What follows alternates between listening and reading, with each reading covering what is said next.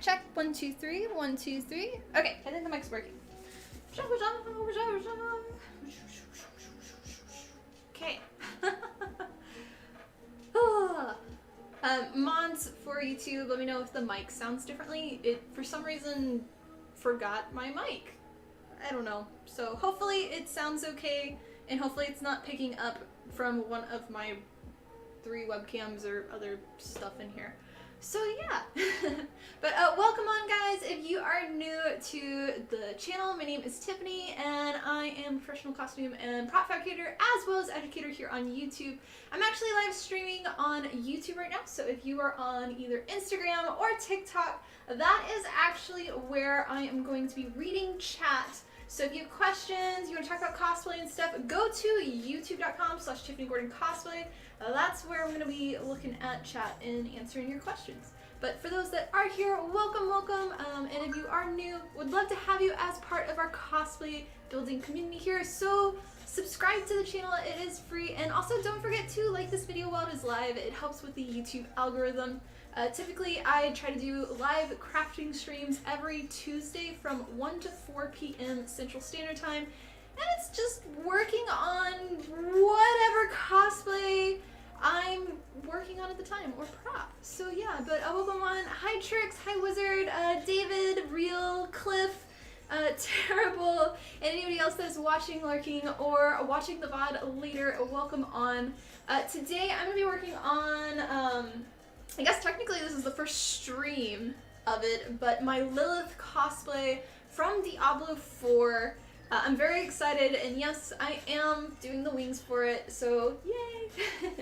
But today I'm going to be trying to do the horns. I did the pattern already, and basically we're going to see if my pattern actually works. We're not going to be building the whole thing, but I'm going to be basically building the main structural shape, and yeah. A few updates before we start though. You'll notice that the goal on YouTube down here has changed slightly. I lowered it. Reason being is I did more research into the Glowforge, and I looked, like, after blah blah blah blah blah. I've been doing more resin printing, and the resin printing area has gotten larger, and that was originally where I wanted to put the Glowforge. Because of the size of the Glowforge, it's now going to be put upstairs, which means I don't actually need a ventilation filter thing because I'm going to just ventilate it straight out the window. So that cut off like $1,000, which is really nice, but it's still stupid expensive. So that's why that price has changed. The goal amount is different, but the amount that y'all have helped support me for any donations through YouTube is still the same. So that has not changed. Other announcement, I do have a new con announcement that I will be a guest at. So if you didn't know, I'm doing Monsterpalooza, which is the first weekend of June in California. I'll be going there with Createx, and I'm bringing my Lilith cosplay for that one. I'm actually specifically making that one to bring to that con, and just because I was already planning on making Lilith. But the new convention announcement is SoonerCon 31, which is the last weekend of June, and I believe it is in Oklahoma. But I have all the info on my website, so you can find that out, or just Google search SoonerCon. So yeah, I'm looking forward to meeting all of y'all there. Other announcements. I'm actually not working too much on cosplay stuff because I have a lot of IRL stuff happening with health, with taxes, with Air Force stuff. So yeah, it's quite a lot right now, and it is extremely stressful. So I'm kind of a little bit all over the place and haven't been posting much on social media, at least what I normally do. To give you kind of an idea, I've had last week, this week, and next week, I pretty much have a doctor's appointment or a tax appointment or some type of appointment every single day. And it's just a lot. And also I'm dealing with credit card fraud. Yay! So my life is just a giant tornado right now of just everything sucks trying to be an adult and do things. So that's what I've been doing. So hopefully that's my bad stuff happening. Hopefully your weeks have been going better than mine. But let's get started now with working on this. So let me get my cutting mat out. Oh, wait. Before I do that, I did finish the 3 props I've been working on, so I'll show you all those first. So, first off, and you've already seen them on social media, but you can see them up close. I'll switch to this camera. It looks like I'm gonna have to brighten this. It got dark. Let me adjust that real quickly. I did it before lunch, but now it has changed. Configure. Let us make it brighter. Boop. Apply. Okay, that's better. So yeah. First one is the Junker Queen Jagged Blade, or Grazie, from Overwatch 2. This one's all EVA film. The tutorial for making it out of EVA film is already on YouTube for members. So members get early access to all my cosplay tutorials 3 to 6 months in advance, and then it's released to the public for free. So if you want early access, then you can help support me. If not, you can also just follow the channel and get it a little bit later down the road. I'm working on the painting tutorial next, and this one actually was a commission for Cosplay Groves, which is a stained glass company that does anime and gaming inspired artwork. So check out her website, it's really amazing, cosplaygroves.com. So yeah, that one. The other one is the axe. And this one's so fun. I tried a different technique with it. So, the main axe blade part is actually insulation foam that's covered in Warbler, and then I tried cleaning it up a little bit differently than normal. So normally with Warbler you'd do your priming with like wood glue and stuff, but it's still a little bit lumpy because it's Warbler. So I tried cleaning up how I do 3D prints, and I use sandable spray paint, lots of coats, sanding in between, and that gave it a really nice overall feel. So yeah, that's that. And then it comes apart because it's also a commission for Cosplay Groves, and I have to ship it.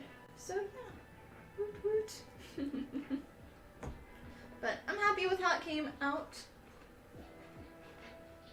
Screw it back together. Yep.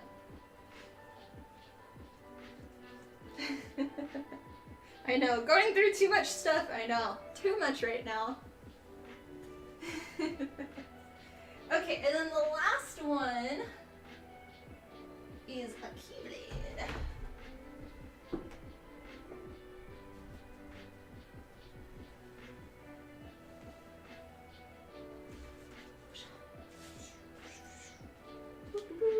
And this one's the Way to the Dawn Keyblade. This one, actually, my YouTube members got to vote on what Keyblade I made like 8 months ago, and it commissions came moving. I think I moved twice, and I made it and it got put in the corner, and yeah, so I finally finished it. The tutorial for making it's already up, and then I'll be doing the painting tutorial for it. But I'm really happy with it. It's a weird keyblade, I'm not gonna lie. It's a funky one, but I think it looks really pretty in videos and photos and stuff. But it's a weird keyblade. So yeah, but that's the 3 props that I finished finally.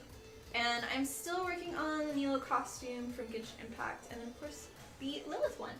So now we can start. Get all the fun stuff out of the way and all the blah updates and whatnot.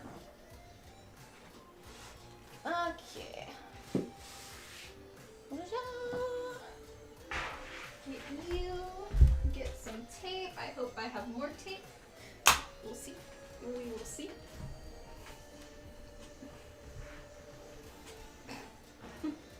Hi Caspian, how are you today?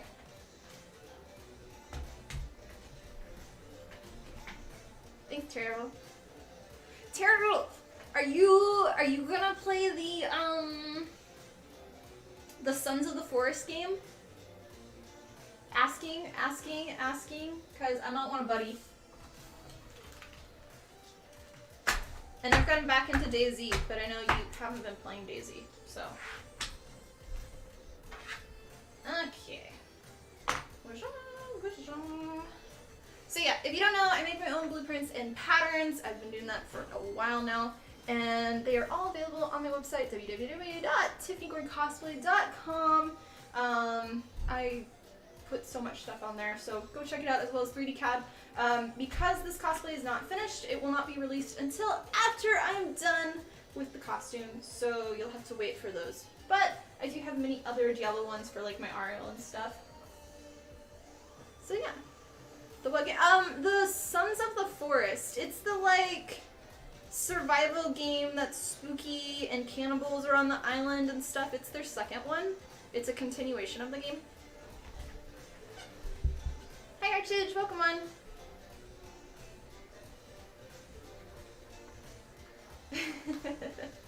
Thanks.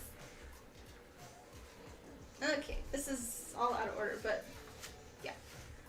I think I'm caught up. So basically, how I made my pattern for this, for the horns, this is like the whole headpiece thing with tons of horns. So I want to try some random fun things, and I didn't want to 3D model it and do my pattern off of that. I wanted to actually 3D pin it. So this is the 3D pin, and you have to do everything flat, and then you kind of make it into an X, and then you slowly add all the crosshairs around. And so I kind of got my base horn shape with these. And then after that, wrapped it in saran wrap and masking tape, got my pattern from that, took it off, made all the patterns flat, retaped it together, and then from that, I also reshaped it again. From that, I then put it into my computer and got all of my main lines, as well as all of the decorative, like, I don't know what, like the hollow parts on the headdress piece, the horns, I don't know what they're called. But yeah, that's kind of how I did this. It's just gonna go back there. But now, time to kind of tape them together. So yeah. Haven't heard of that, so you'll have to, yeah, look it up. I know we have 1 or 2 people that have already said they're gonna play, so there'll be like 1 more spot probably. Or, you know, just join us in DayZ, because we have a 4 or 5 man team, and I'm back into that. Okay. Pretty much all of my blueprints and patterns look like this. The difference between my blueprints and patterns are, blueprints are blueprints. They're drafting, like, it shows you a side view. It doesn't have each piece. Write it down! Nick, thank you for, I'm pretty sure you have been a subscriber, or I mean a member before, but thank you for the remember and being a legendary member as well. I really appreciate it. Much love, and I will write it down. Hi Pan, welcome on. I will write this.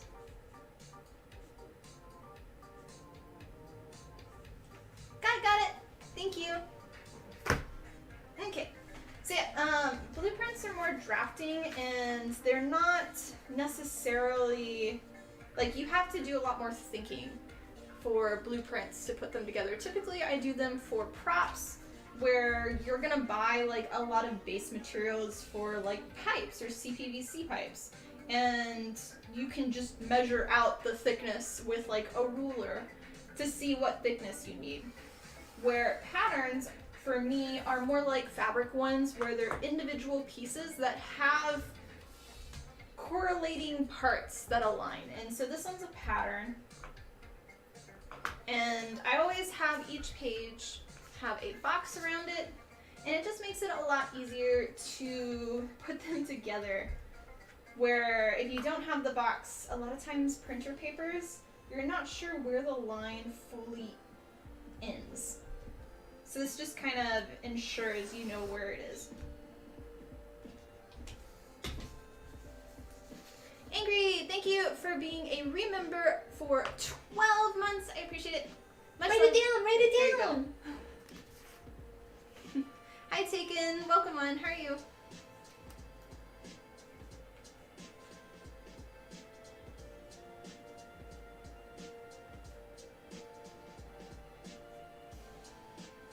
Got it.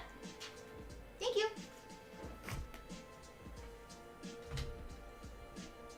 So yeah, this one's a wee bit more complicated just because it has so many parts. It's on the line for like my K to Ari crystal tail pattern, how many parts there are to it. Yeah. Okay, that one we don't need there.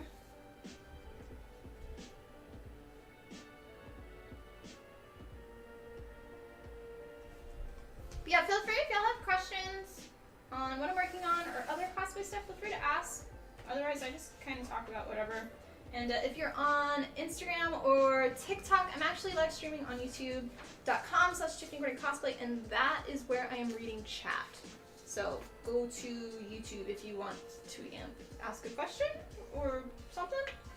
Yeah, and social support.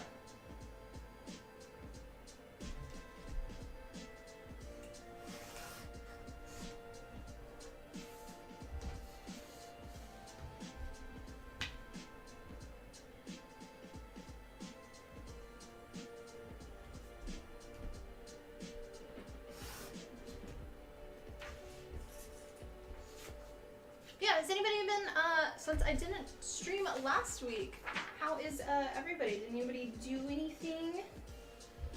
We had Valentine's Day. Anybody do anything special for Valentine's Day? I had a doctor's appointment. That was my Valentine's Day.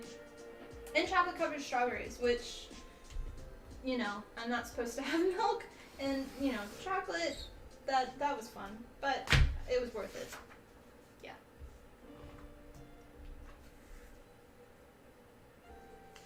Am I gonna do any cosplay character from, or at least weapon from, Cosplay Chronicles, or Xenoblade Chronicles? I'm not sure. Right now, I have no plans for it, but I've kind of decided to never just say no, because down the line, sometimes I do. But no plans for it right now.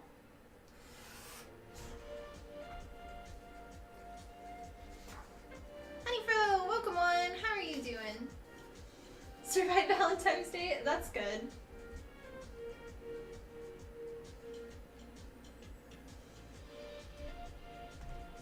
We had a lot of snow here last week, too.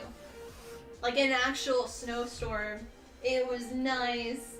There was, I think 6 inches outside, and it was very fluffy. It was so cool. It was the first time I've seen, like, a lot of snow. And it's weird because in Texas, like, we only had snow once ever. And everybody was outside and playing and building snowman and stuff. Here, every time it snows, nobody does anything with it. It is so bizarre to me.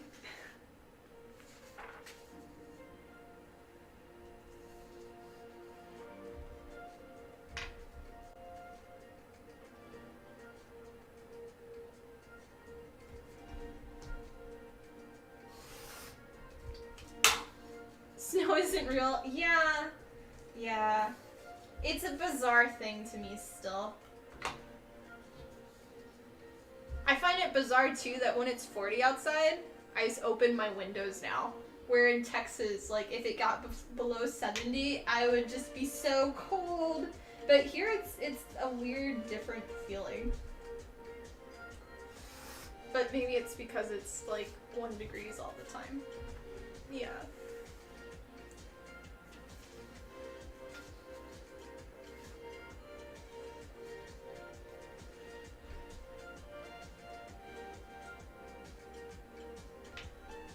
Welcome on.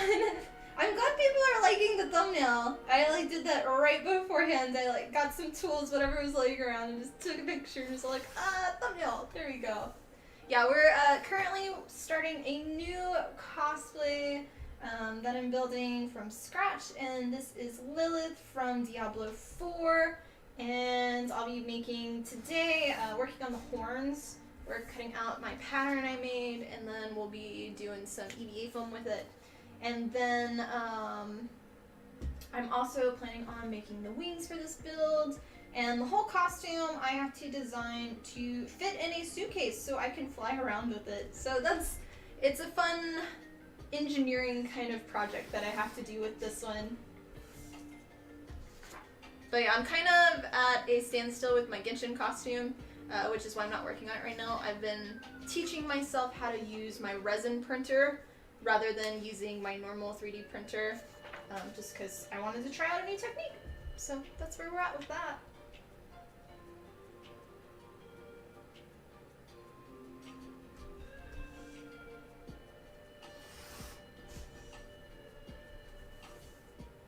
Getting the sniffles, but you're okay? Aw.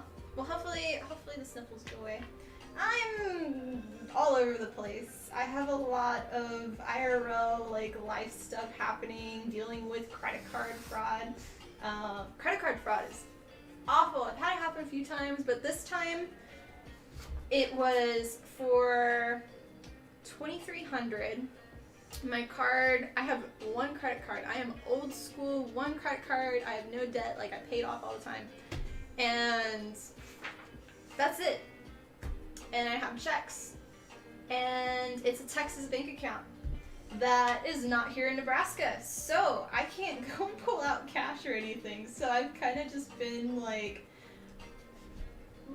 in limbo right now, and the credit card company's also doing so many different things right now. They're in the process of the whole entire, anybody that has a card, like they're sending out everybody a brand new one because they're upgrading their cards for some special whatever feature, probably so you can like tap pay kind of thing rather than like insert it into the card readers. And so that's coming in the mail, but I'm in the process of upgrading my credit limit so that way I can purchase the Glowforge, because, you know, you kind of have to be able to put it on a card for the amount, and you have a $3,000 limit, and the Glowforge is over $4,000. It kind of caused some problems. And long story short, I couldn't get a company credit card because I don't have a company bank account yet because I'm still figuring everything else out. So I got approved for that, which means the first card they were sending is no longer working. And then the next card that they're sending is no longer working because of the credit card fraud. So I'm like in limbo of, yeah, and it's terrible. And just dealing with that and lots of medical appointments and things. I'm finally going to figure out what medical issues are wrong with me. And I actually have an appointment for a food allergy this week. I have an appointment for my headaches. So yeah, hopefully I can kind of figure out some of that stuff and be able to work more and not just die every day. If you don't know, I have a lot of medical issues, so yeah. That's where I'm at. That's where I'm at. Hopefully y'all are doing a lot better than me. But yeah, hopefully the sniffles go away too. I just cut that wrong. Ooh, there we go.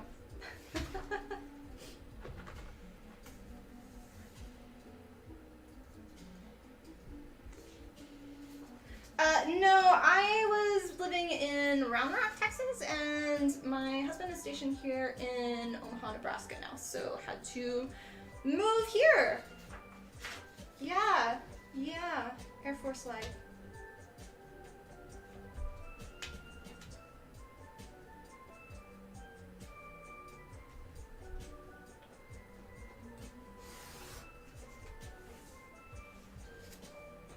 Didn't bring the private jet when you moved. Oh no, it was being cleaned. They had to wash it first.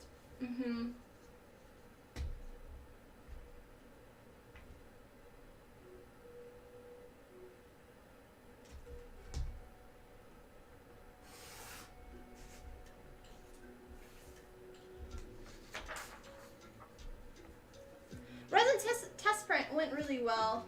I actually had my first actual print going overnight, and So I do my CAD work in Rhino 6, which is a 3D modeling program specifically for jewelry designing, just because that was my old job. And I've been trying to use Nomadscape, which you can do it for free or just pay $16 for the whole designing thing. And I think the cop is gonna go and get this guy out of the parking lot. He's just like kneeling in a parking lot randomly. Sorry, distractor-rude, distractor-rude. 3D printing. So, Nomadscape, I actually really like it. It's a app for your phone for 3D modeling. And literally, like, you just have it, and then you can just 3D model really simple with it. I like it so... Oh, there's a bunch of cops coming now. Okay. We'll see how this goes.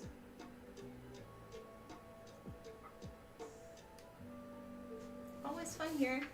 But yeah, it's really easy to use. I find it way easier to use than Blender or ZBrush, just because you can, it's just 2 fingers, kind of like squeeze it down, move it. All the tools are really simple. So if you are going to be starting to do 3D modeling for more of a sculptural approach, I highly recommend it.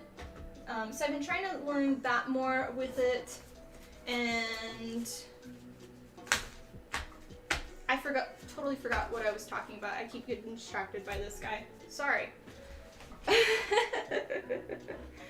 But yeah, oh, so the test print I did last night, I've been trying to figure out when adding the support structures for my actual pieces, because it's a small bin for printing and I have to print it sideways, and my piece right now is about this big. It's the front bow that I'm working on, and I don't know if it fully printed.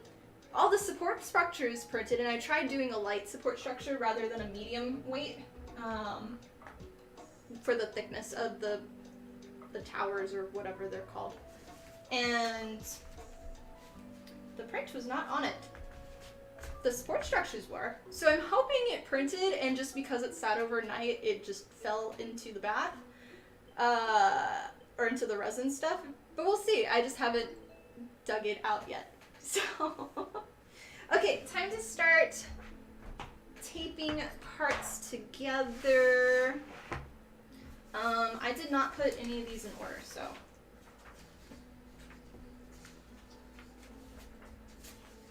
You are.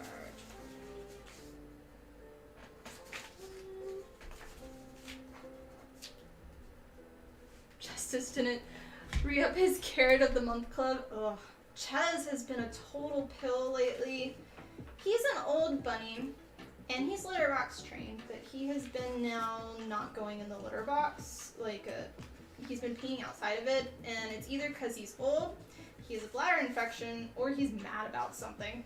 So I've been trying to eliminate all of the things to see what is his issue. So that's been not fun.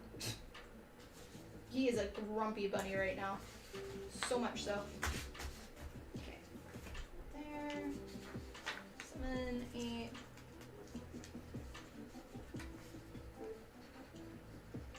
Oh, yeah, I tried one of the Round Rock donuts when I was living there. They're way too sweet for me, and technically I'm not supposed to eat them because they upset my tummy. I wanted to pop in and say hi. I was watching one of your streams while making your Beastly sword from your, now I'm working on... Oh, awesome! Well, I'm glad I can be a motivational buddy while you work, too. Yeah, tag me in what you make. Love to see it. Yeah, the 2 cops are still talking to him. The one thing I discovered when moving here is technically I'm by a, what's it called? Is it a halfway house or something? It's where prisoners, they go after they're out of prison and somebody kind of helps them with getting a job and stuff or something like that. I don't know fully, but I have a lot of that and homeless. And I'm getting used to that. So it's always fun seeing who's walking around. But yeah, they're still talking to him. Okay, now tape. Tape.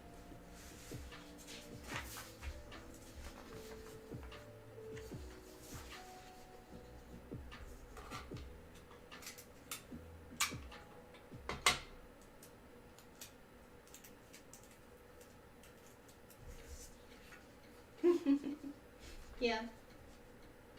Alrighty. So yeah, if you noticed, I only cut out for the top part. I didn't cut the bottom part. The reason for that is it gives it where my line is on the pattern. I can know where to align this piece, and it also gives the paper a little bit more strength underneath it when you tape it together, so it doesn't just like fall apart. But you can cut out the full rectangle if you want.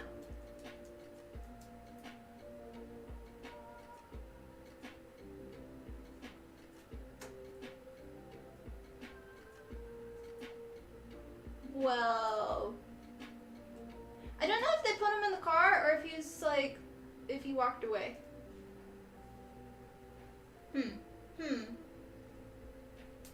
Interesting.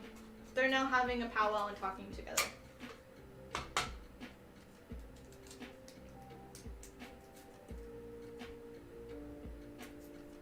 Okay.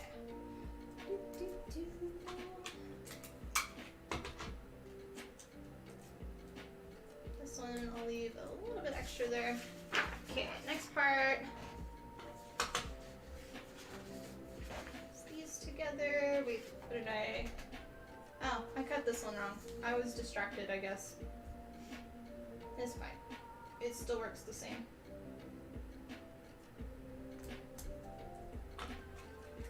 Do you have time frame for projects this long? Or large? A lot of times in my head I do.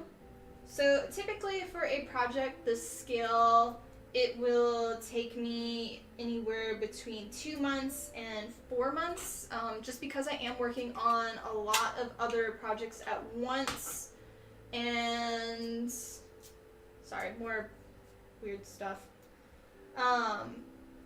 But I'm currently working on a lot of different projects right now, and also I'm trying to figure out working in freezing temperatures here and trying to figure that, because I just moved.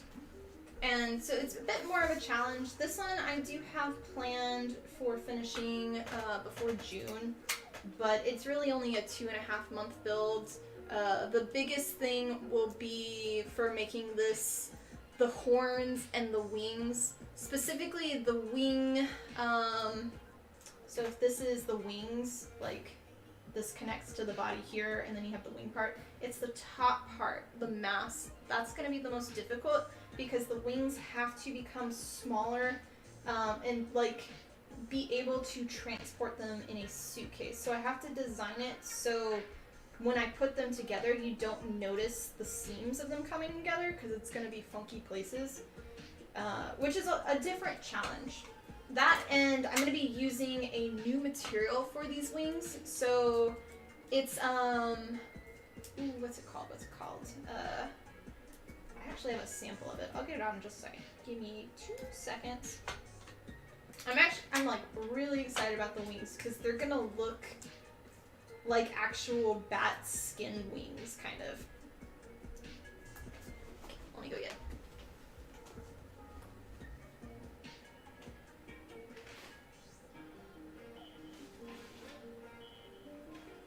So it's latex that I'm going to be using.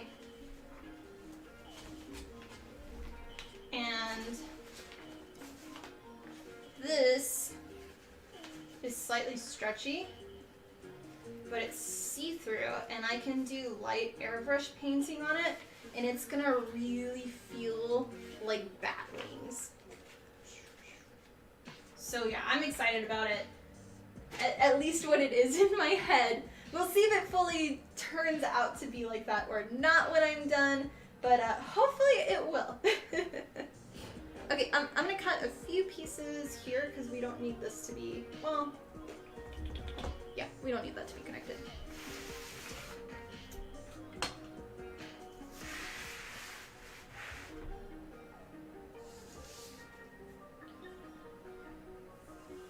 But yeah, the Nilo costume is taking a lot longer than anticipated. I was actually wanting to have it done by the end of February, but because I am doing all this resin printing and trying to figure it out with this new resin printer, it's taking a wee bit longer than I was originally thinking it would.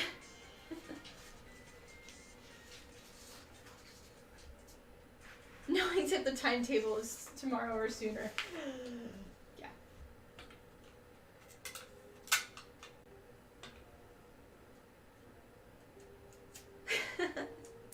I already have in my head where I want to do the photo shoots for Lilith when I'm done. And there's like, I haven't been there in person yet, but I've seen the pictures. On the opposite side of Nebraska, there's, I don't know what they're called, but it's like all of these like cavern kind of like, I don't know, like rock formation things, and I want to bring it there, but it's like a 7-hour drive, so it's going to be a 2-day trip for me. Because I don't want to drive 7 hours to do a shoot to drive back another 7 hours in one day. That is a no for me.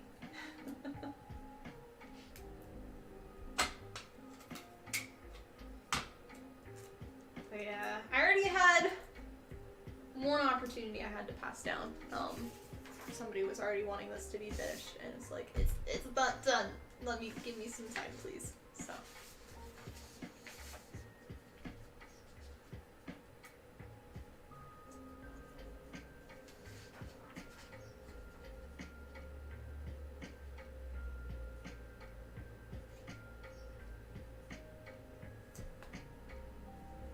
Picked out the tip cave. Yes. Yes. I will claim it. I will bring Suchez, and he will be the like troll in front of the cave kind of thing. Like the grumpy little "you shall not pass without carrots." Because, you know, you always have to be able to bribe your way into places, and carrots will be his bribing tool. Just, yeah.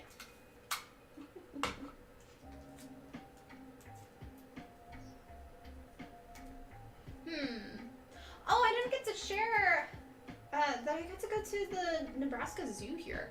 It's amazing. Amazing. The best zoo I have been to, and I've been to a lot.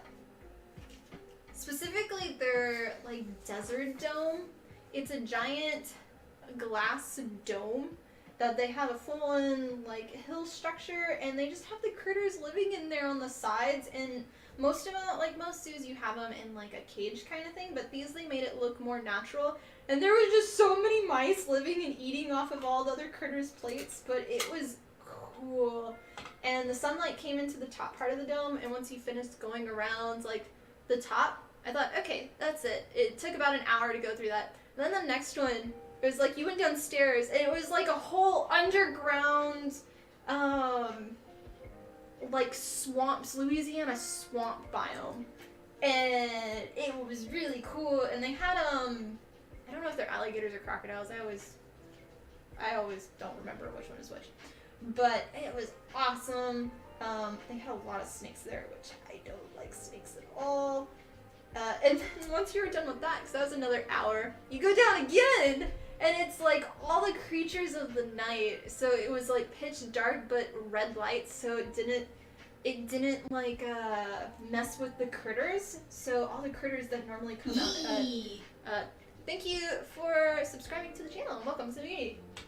But all the critters that come out during the night, you could see them, and there was some weird like kangaroo bunny thing, and all these other critters. And then you walked in, and there was like a full-on bat cave.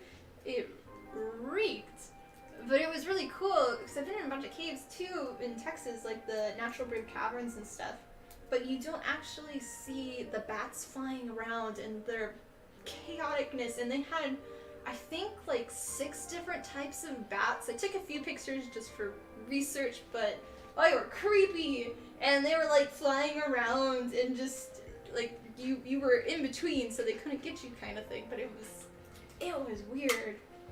But their wintertime, they have like a huge discount because half the things are closed because it's cold, but it was still worth it. It was like $10 off kind of thing.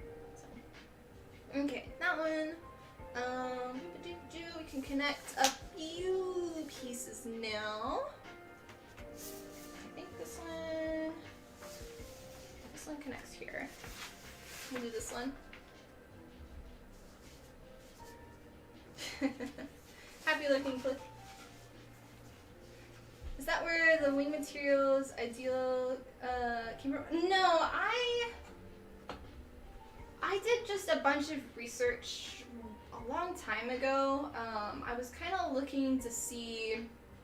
I was ideally going to be doing the wings out of cheesecloth and like different types of fabric. Cheesecloth is basically a very loose kind of knit, and the statue, the material that they used, looks 100% like cheesecloth with it for the wings. But I was kind of thinking, what other materials, because this needs to be lightweight, especially with wings. They can add up so fast with weight, just because it's a whole extra thing on you. And flying, you have to keep in mind weight. It's going to cost more money, which money's not always the best thing for me. Like, it's hard to kind of pay for some stuff.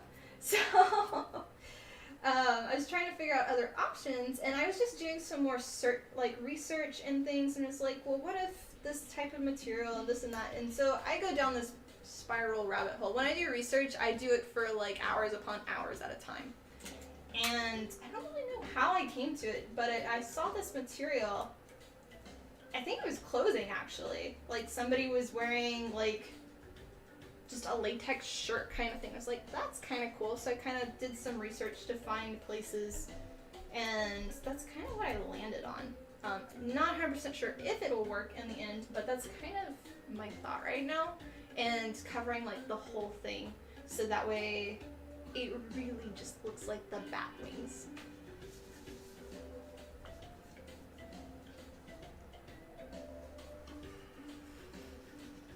Okay, those are done. You can go there.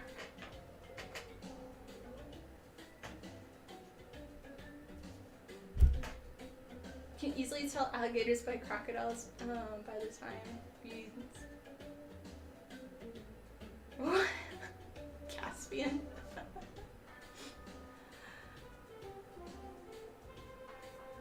You want to put up a bat house, but you're afraid it'll turn into a wasp house. I mean, you are in Texas, so I would imagine it would turn into that.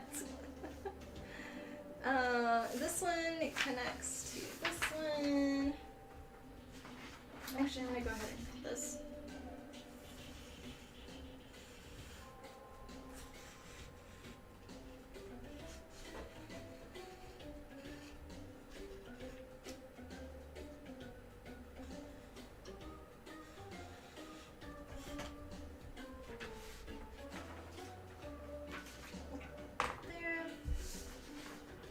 Played any board games? Oh yeah. If you've seen any of my costumes, anything that I've cosplayed as, I typically play the game as well. I am a huge fan of Daisy. Love it. I'm back into the rabbit hole of Daisy again. I like, so the Sons of the Forest is coming out. I want to play that. I just don't have a lot of time to play games anymore. So a lot of times I watch others, like people on Twitch play them. So yeah. There.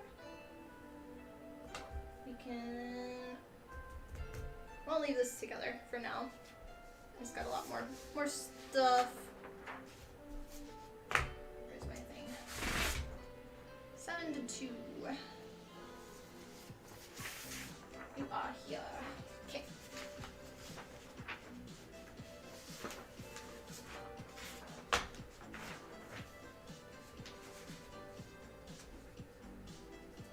I'd like to get back on, so a long time ago I used to stream games on Twitch, but I stopped, made it into cosplay only streaming, and then I moved from Twitch to YouTube. But I'd like to get back into game streaming on Twitch, so not on YouTube. But that's still a while. I gotta invest in a few more stuff before I do that again.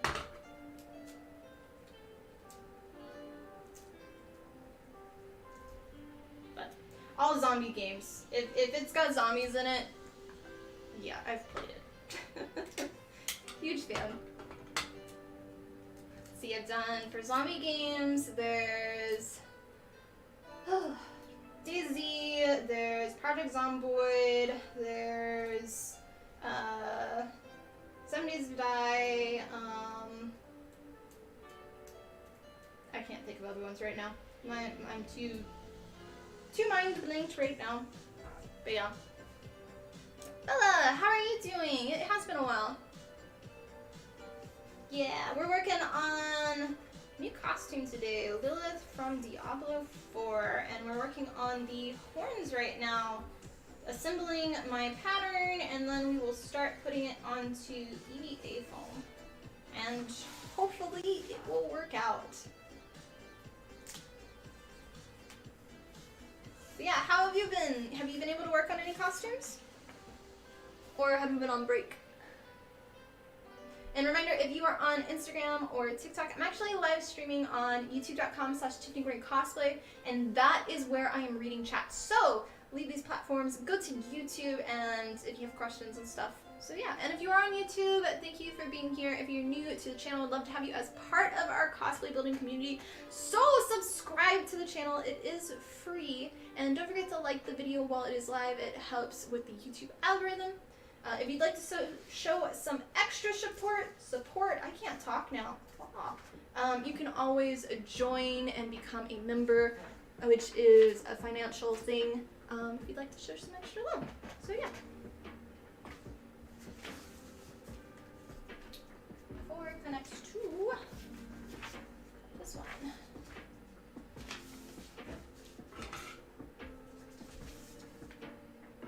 Yep, this will be my 3rd Diablo cosplay. I made Ariel and Tyrael. Most people actually know me for my, oh, I didn't cut that part. For my Ariel costume that I made in 2018 because it went viral on all platforms, so. But yeah, I'm excited. A lot of people have been asking for me to do another one. And hopefully y'all will like it as well. How are you doing though, Foxy?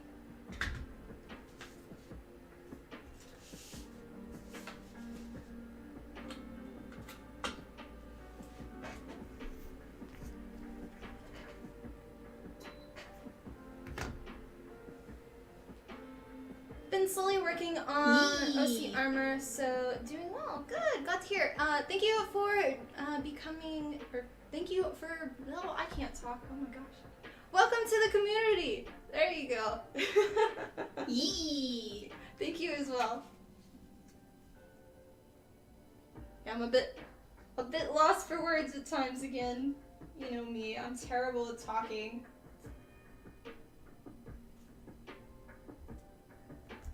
Alright.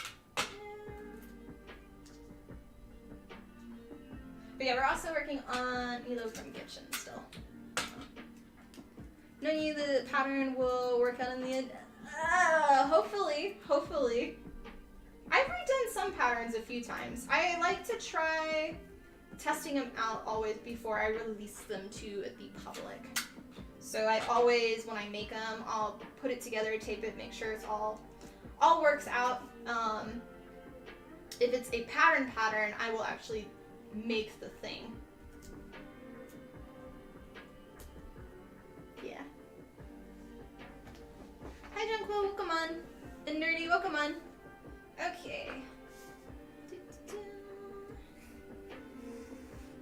Got this part. And then that one has one more piece to attach. That's 7, that goes to 12, which we have not taped yet. So we will put these to the side, and I'm going to have a sip of my Dr. Pepper. So cheers, and cheers.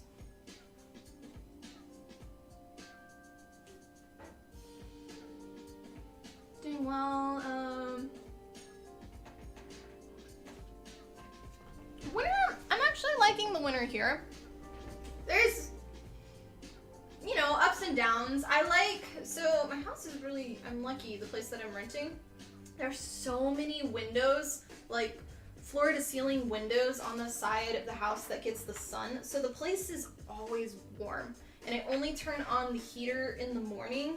So basically I turn it on when I wake up at like 8 and I put it to 74 and then I don't touch it for the rest of the day.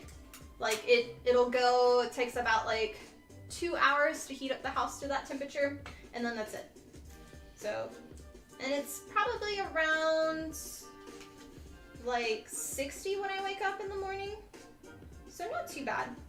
The only downside though is if I have to do any work in the basement, which is where my spray booth is, so if I want to do any painting or plasti dip, it's about 40 down there. So I have to have all my space heaters down there to heat things up.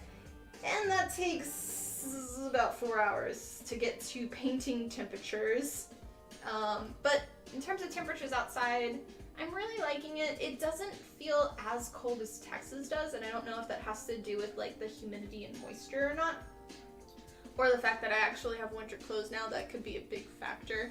You know, I have real shoes. I have snowshoes instead of Converse, which were my only form of tennis shoes in Texas. So that might be a little thing, you know, but yeah. So, oh, I can connect this one too.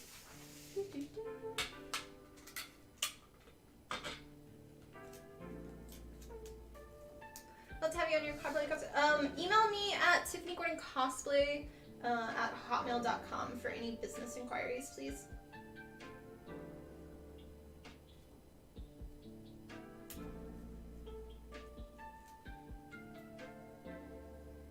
If you run the calculations for lift of the wings, you...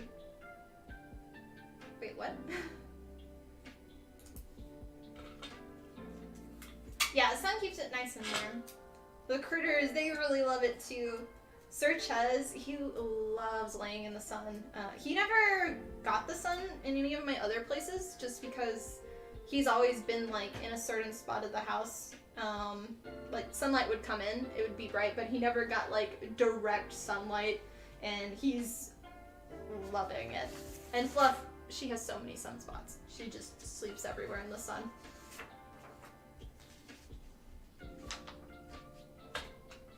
Yeah, if you're wondering, I keep looking over here because for all of my blueprints and patterns, I do a kind of little key so I know which papers connect to which. It's very helpful when there's a lot of parts. Yeah.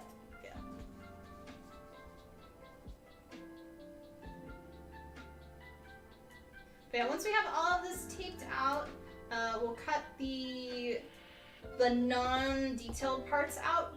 And those we'll put onto foam and then start working.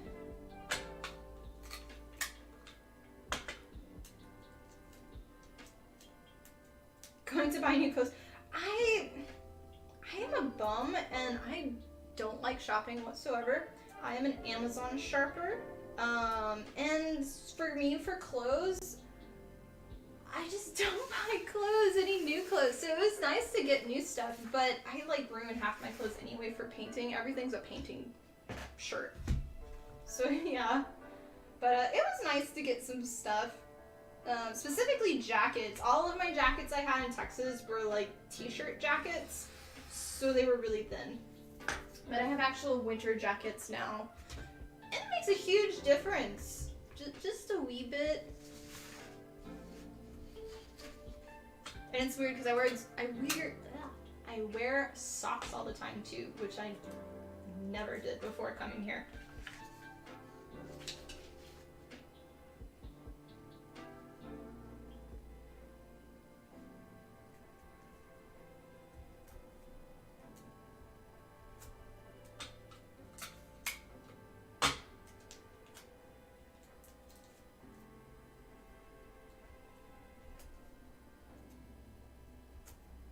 Okay, that one's done. I'm gonna split it here so it's not as long.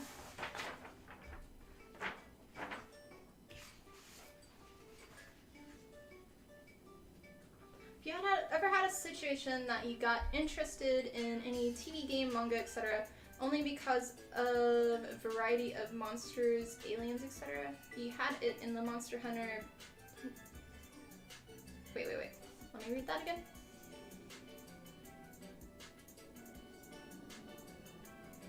I think this is the answer to your question. Not 100% sure, but for me, when I choose characters and things that I want to make, it's typically something that I'm watching on TV, like anime, or I'm inspired by like a game. A lot of times, specifically for Genshin characters, if a character comes out, or any game that I'm playing, and I realize that I'm sitting there and I hyperfixate on things, and I'll sit there looking at the character model, and after about 30 minutes to an hour, I'll realize I've just been looking at it and in my head analyzing each part without even realizing it. And when I do that, that's when I know I want to make that costume or that character kind of thing, or a prop. Sometimes, like, for me, sometimes I'll ask, like, fans and things, like, what do you want me to make, or what's something that a series you want me to make from? Because I make anything that I want to make. I always make things that I'm, like, a fan of. I don't just, like, make something to make something that's popular. I kind of stay away from popular things a lot of times. But a lot of times people will also introduce me to new games or new animes, and sometimes just looking at a picture. So Charlotte, so Sacred Shield Charlotte, that one, I saw a picture of it before I had even played the game, and it's a mobile game, Final Fantasy Brave Exvius, and I got so fixated on it, on just the character design. I was like, okay, I want to see what this game is, try it out, love the game, and that's why I made the costume. But I'd never heard of it before until I saw somebody just post something about it on Twitter, and that's the character with the really large shield that I made. So yeah, did that kind of answer your question?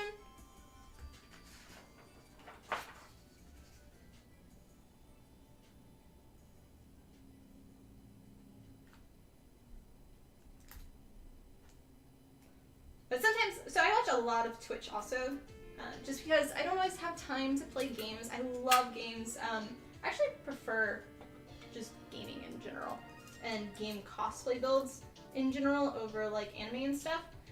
Love anime too, watch tons of that as well. But gaming ones, I get more inspired by them. And I watch a ton of Twitch and full playthroughs of all the games. So yeah, that helps too. When I get fixated on watching full playthroughs just because of one thing I saw. Lifted getting a winter jacket for random snowboarding trips with friends. Saw how much. Oh yeah. Yeah. I do want to try snowboarding. I sucked at skiing because it hurt my legs so bad from a past injury. But snow jackets. My actual snow jacket, because I had to get a jacket because I had no jackets. I think it ended up costing me like $300 for getting one, and I wanted it as like an investment piece. I'm gonna have it for years, and I'm not buying any more jackets for like a few years at least. But kind of had to get winter clothes when I came from Texas to here because it's cold, just a wee bit. Okay, this one we don't have to tape together. I described your mind. Yeah, I'm not diagnosed with ADHD, but I'm pretty sure I have it for how much yeah, and I'm pretty sure I'm super dyslexic anyway, because I've been in special classes for reading and writing my entire life. And I have, when I'm writing, so I have this weird thing. I'll write something down, but if there's like a sentence above it, I'll randomly pull out a letter from anywhere in that sentence and put it in my Word if it's directly above it. Don't know why. I do that. So, fun fact. fun, fun. Okay, let's finish up the last few pieces, connecting them now that we have the rest of those tape. Oh, so many parts, so many parts. Okay, this one is 7, which connects to 12. You are the lucky one. Right here, right here. Okay.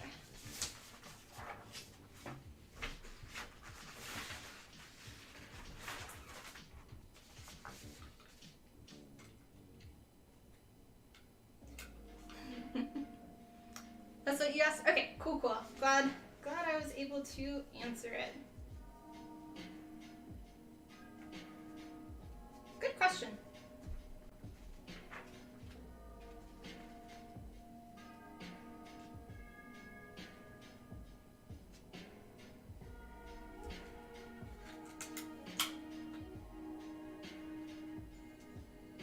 You're gonna continue your cosplay, hat creation, and listening you in the back. Ah, nice! Happy crafting once you finish your presentation. Yeah. And good luck with that too.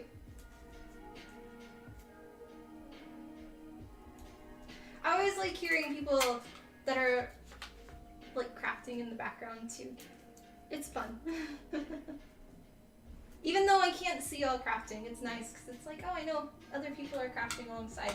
Or watching the VODs later, I'll get comments of people saying like they made this cosplay while watching this whole stream of all of these, and it's cool. Okay, that one is done. You can go back down there too. Bonjour. Just joining, so not sure if you answered already for your Lilith. Are you making the wings? If so, are they I am making the wings, and I always make any character that has wings, I make the wings for it. If you haven't seen my cosplays in the past, check out my Ariel and Tyrael cosplays from Diablo. And for these, the wings, they're not going to be moving. I don't typically like making moving wings, but I have made a few, at least for my Mercies. And that's right. I'll just cut these, because then that one's done. But for me, I always have to engineer my costumes for travel, and specifically this little cosplay I'm going to be bringing to Monsterpalooza in June. So the wings have to fully disassemble to fit inside a suitcase. So that is going to be the big challenge for them. Yeah.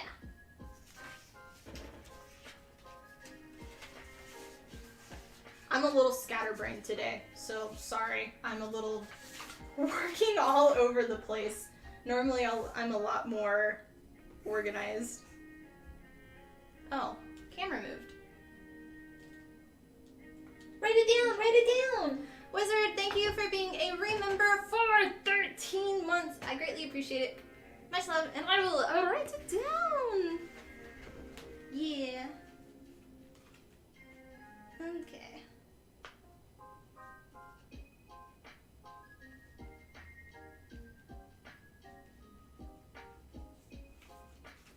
Got it. Thank you, thank you. Yee. But yeah, I'm currently working on Lilith from Diablo 4. This is my 3rd Diablo creation, making a Ariel and a Tyrael costume back in 2018.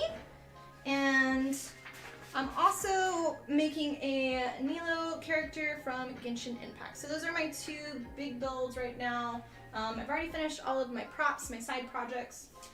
So full force on these, or full focus on these. That one doesn't go to you.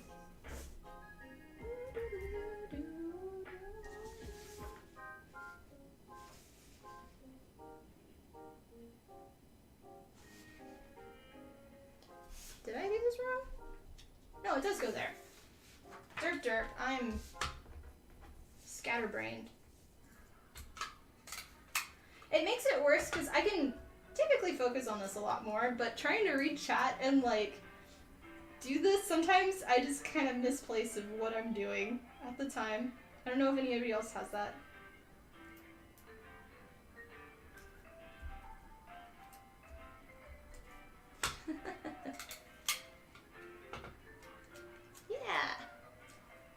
Wish you could be crafting instead of working. Oh. Well, the day should be almost done, hopefully for you. Hopefully it's not a write it down, write it down. Honeyfro, thank you for being a remember for a full year. I really appreciate the support. Much love.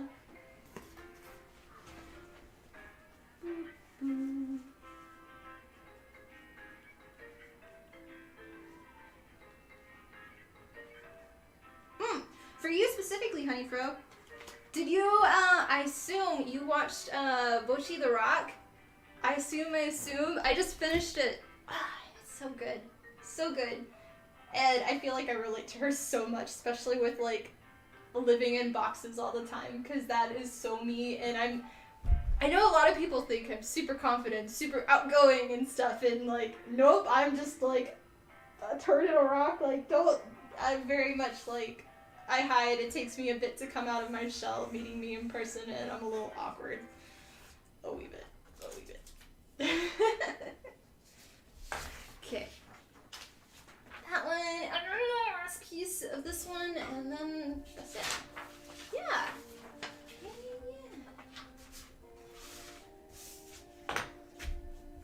And if you are on Instagram or TikTok, I'm actually live streaming on youtube.com/TiffanyGordonCosplay, and that is where I am reading chat and answering questions. So if you have any questions, go to YouTube.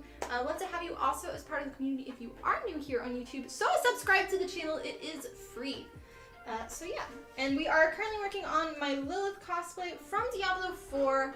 I made the pattern for this. These are for the horns, and I'm taping the pattern together, and then we'll start assembling it in just a bit.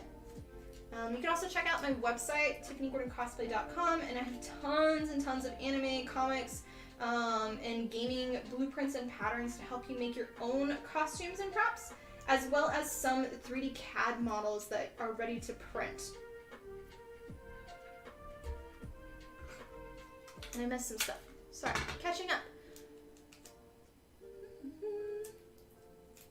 It's like crafting with friends. Yeah.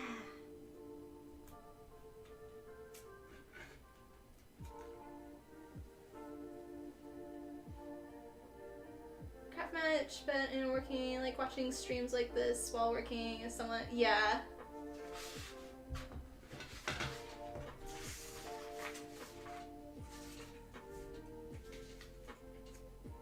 This one to tape.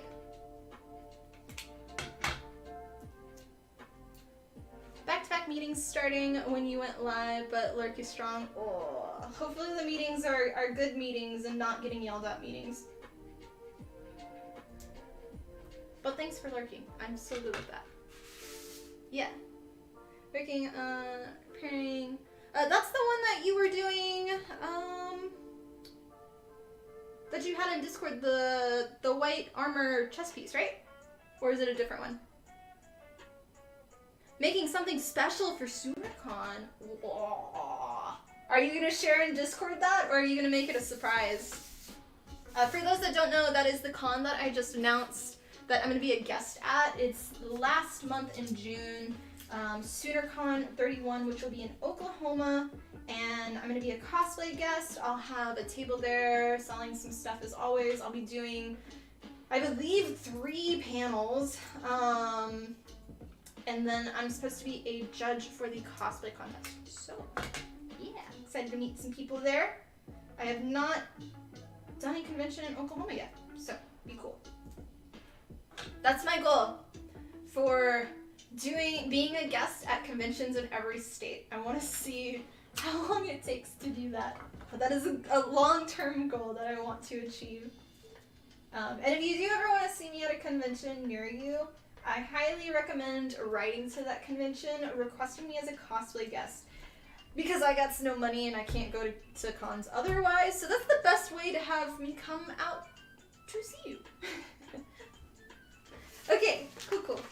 But yeah, there are, for these horns, these patterns, or parts right here, all of the detail parts. So I am going to be investing in a Glowforge, and the plan is basically all these main flat pieces I'm going to make out of 2mm, and that's going to be the base bone structure, and this whole place is really like a helmet.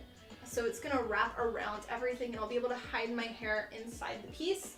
And all of these pieces I'm gonna plan on cutting with the Glow Forge, so I don't have to cut out each of these, and that's gonna be 4 mil. That's the plan in my head, but I can easily cut these out by hand. It's just gonna take a while.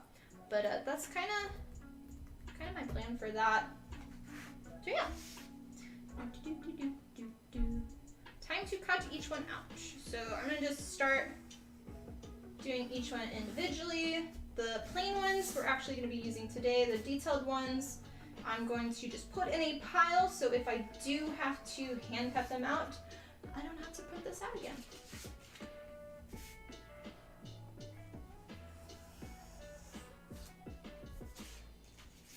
Yeah, if y'all have any other questions, feel free to keep asking, whether it's about your cosplay or my cosplays that I've made, what I'm currently working on. So yeah. On YouTube for those that are on Instagram and TikTok. Yeah.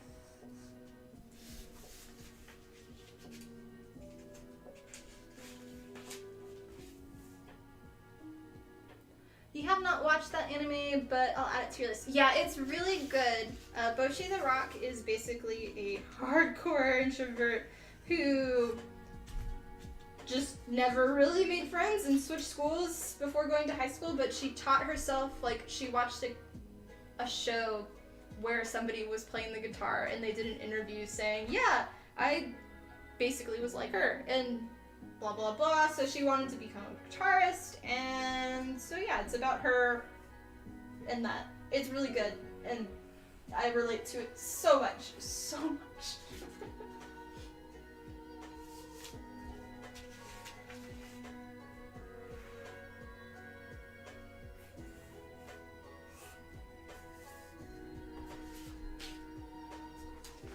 What fabric are you using for the wings? I'm going to be using latex for the wings.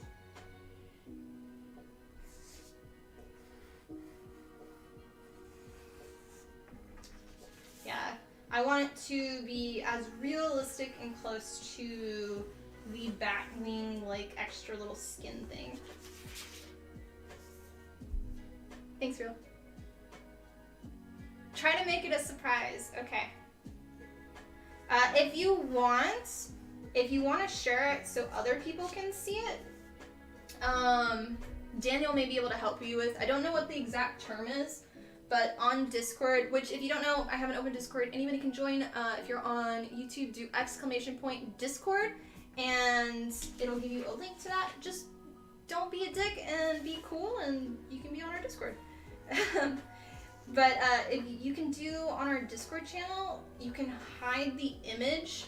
So if you want to show images, you can do that and just have it as like spoiler, and I won't look at it if you want. Otherwise, you don't have to share it at all.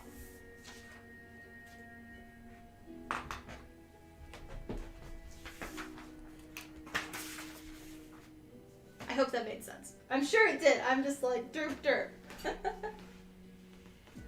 The Ninja Armory Fest. Okay, cool. Yeah, I'm terrible with names, as you know. And you have so many projects. You work on as many projects just like me.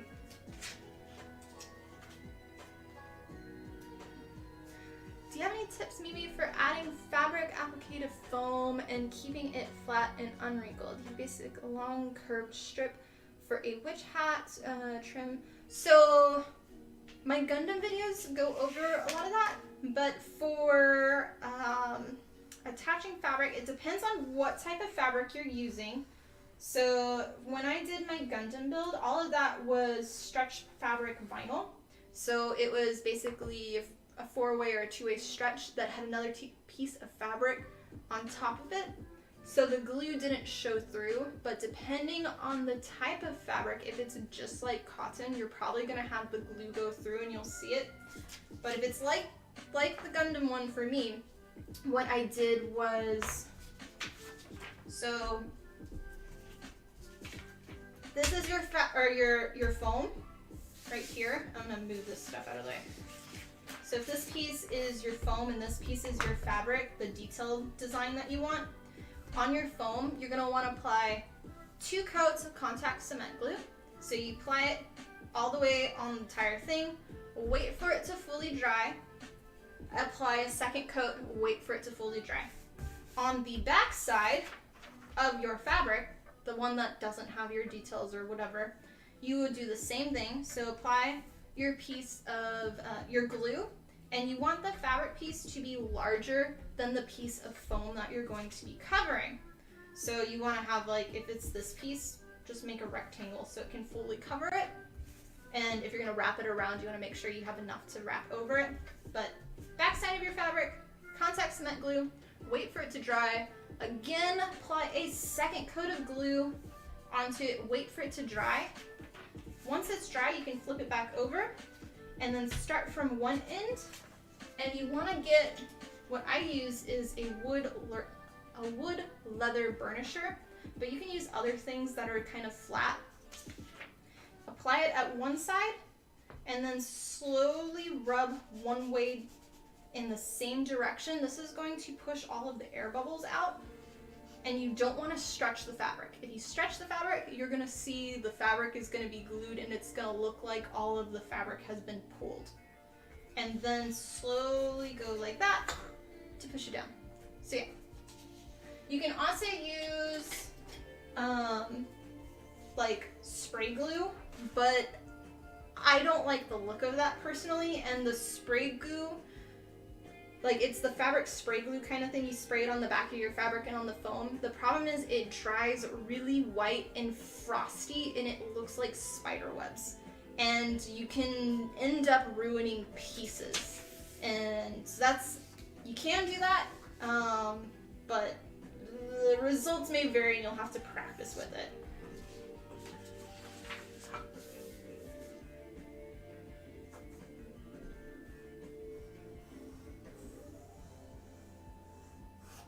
I'm gonna take off my jacket too.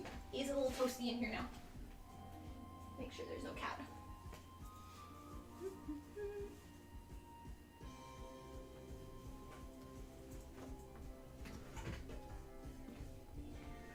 You go. Yeah. And socks off. I had my heater in here and the room is now nice and toasty. It's good. It's good.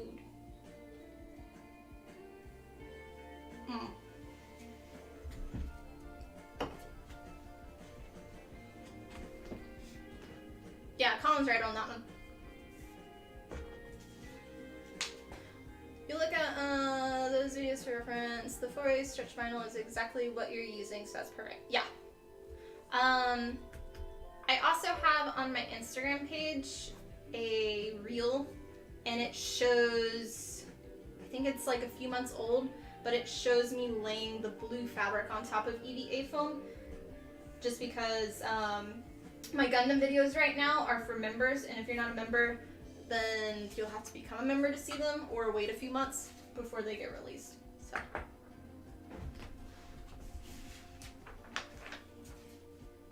Yeah. People are tips. Oh. Yeah, all good. I'm happy to help. For me, I love answering and helping people with cosplays, but I just don't have time. So I always say, if you have questions, come to my live streams and I will answer it. Otherwise, I can't do any like messages kind of helping. So this is like my one way that I can help, that I really like. Yeah. The technique though for the fabric stuff that I'm talking about is technically called laminating in the movie industry. So a lot of the superhero movies, that is the technique that they're using.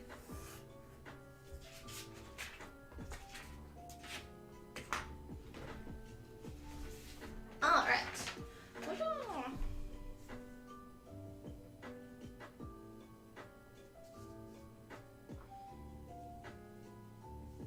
Yeah, for any type of fabric with the contact cement glue, you have to do a lot of glue. So please make sure you're wearing a respirator and you're in a ventilated area, so have like a window open.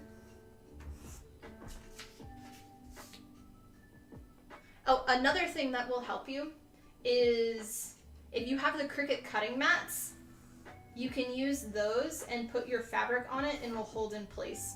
Otherwise, your fabric, well, it gets into a mess of trying to apply the glue sometimes.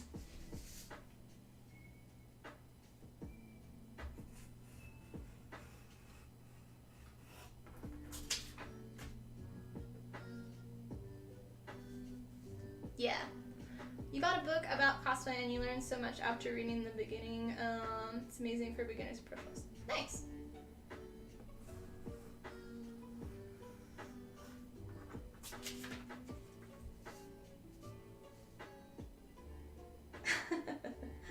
All good.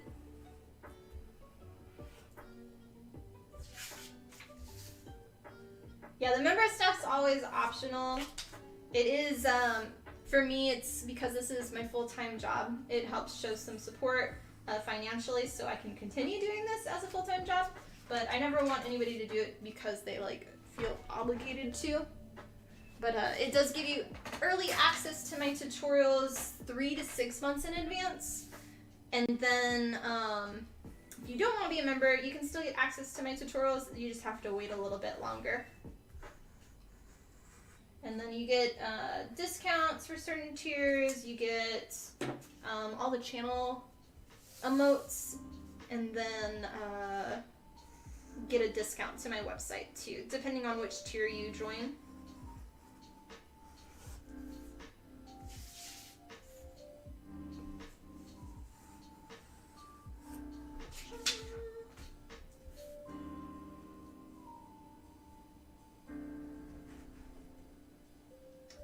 I'm not going to answer the latex question yet, just because I haven't made them yet.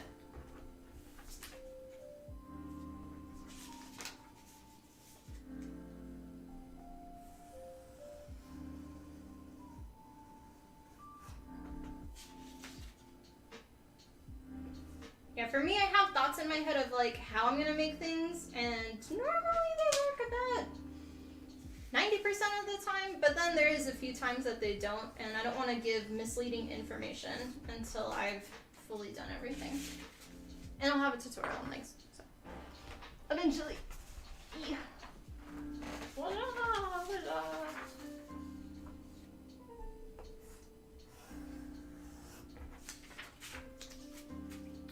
Lots and lots and lots of parts.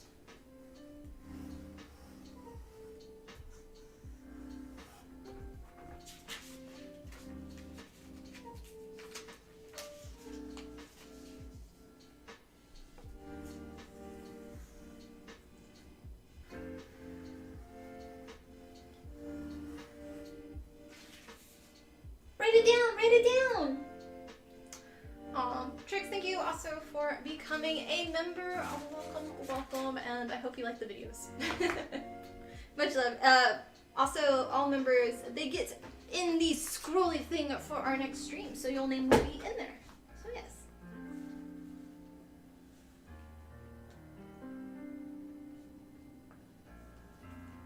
Got it. Thank you very much.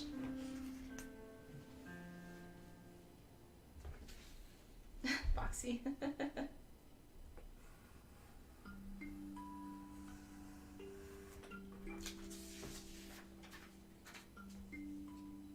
Okay, now you get all of the channel emotes too, and you get a little Chaz next to your name.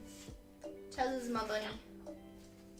My little man that is a grumpy bunny right now. So these parts, actually, I'm gonna put these separately because these are on Lilith's like horn part.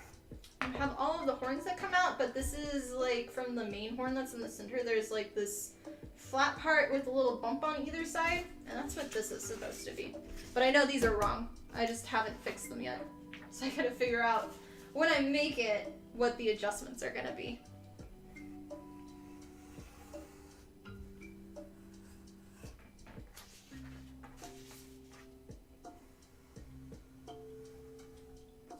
Yeah, the one thing that may not work fully is, so it'll work for sure with all of these detail parts being out of 4mm, but I want to try doing these in 2. I just have to be careful not to squish them in at all because these are all going to be hollow basic pieces and until they have the detail parts in them. But I don't want to do 4mm out of them just because it's going to add a lot more weight that I just don't want. because this whole headpiece is going to be foam, and then it's going to have, for some of the detail parts, I'm going to be using foam clay, and then she has like all of these fabrics coming out of the headdress as well. This is going to be a lot of weight, and I'm not going to be able to hear very much because like the pieces go over my ears.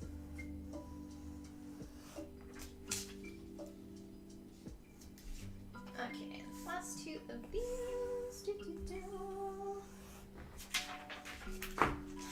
And then this can go to the side. I swear I'm missing a piece. I believe it's somewhere in here. So I'm gonna keep that on the side so I can remember where it is. But these are all of the detail horn parts, so they'll go there. And then we can cut out these parts fully. So I tried to do basically like there's a letter in the center that says what the piece is, and then there's like an O1, and that's relates to the detail piece that's glued on top. But then I have which side connects to which, so you find the letter M and it connects there, the letter I connects there, and then I have little dashes at the points so you know where things kind of align. So hopefully it will all work out in the end, but we will have to see.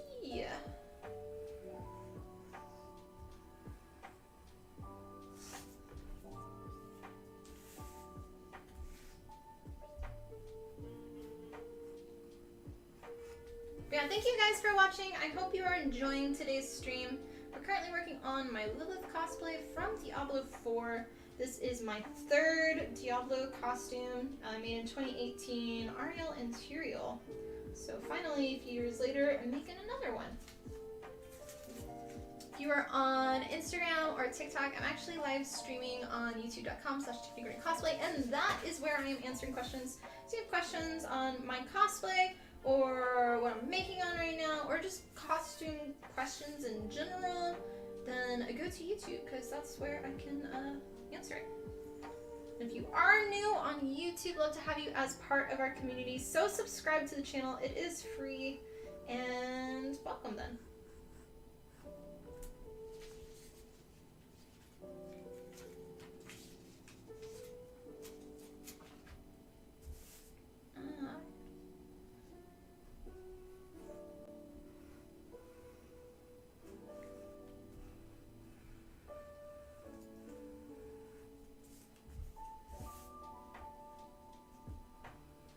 These are always the longest parts that take the most time, is the pattern making and making sure it's correct, because after that, once you get it, you just kind of trace it and then just put it together, and it goes by pretty fast.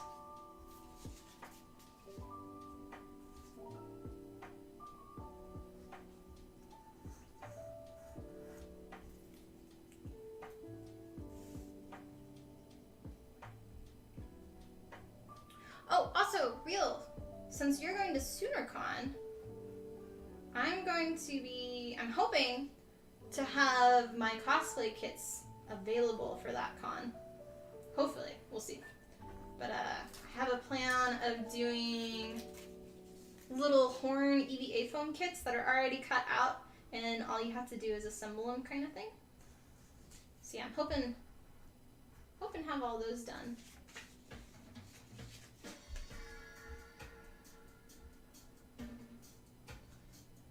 And then we'll see if I go to other ones. Like, it'd be cool to have small wing kits too, so you can assemble it yourself.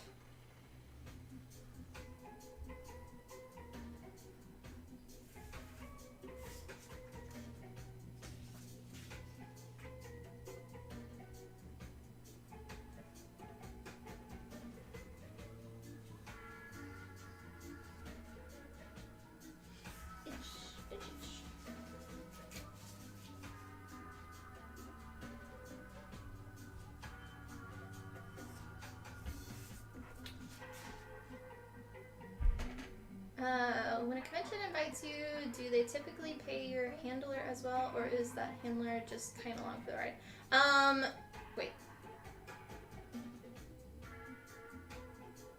So conventions will not typically ever pay for your handler.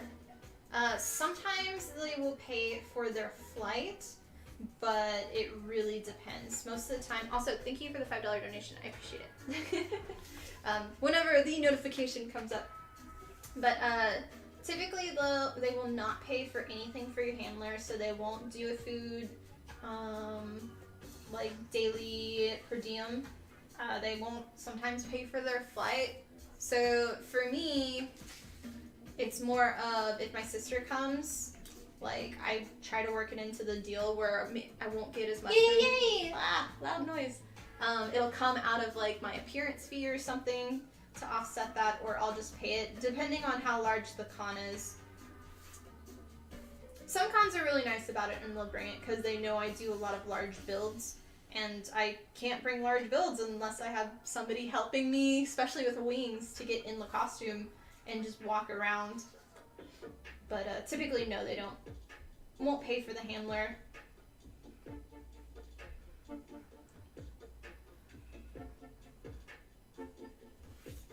And I will write it down.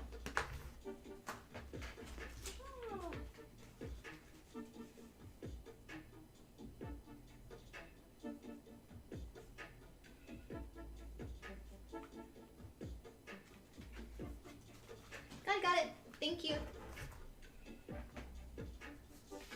Are you starting to get invites now?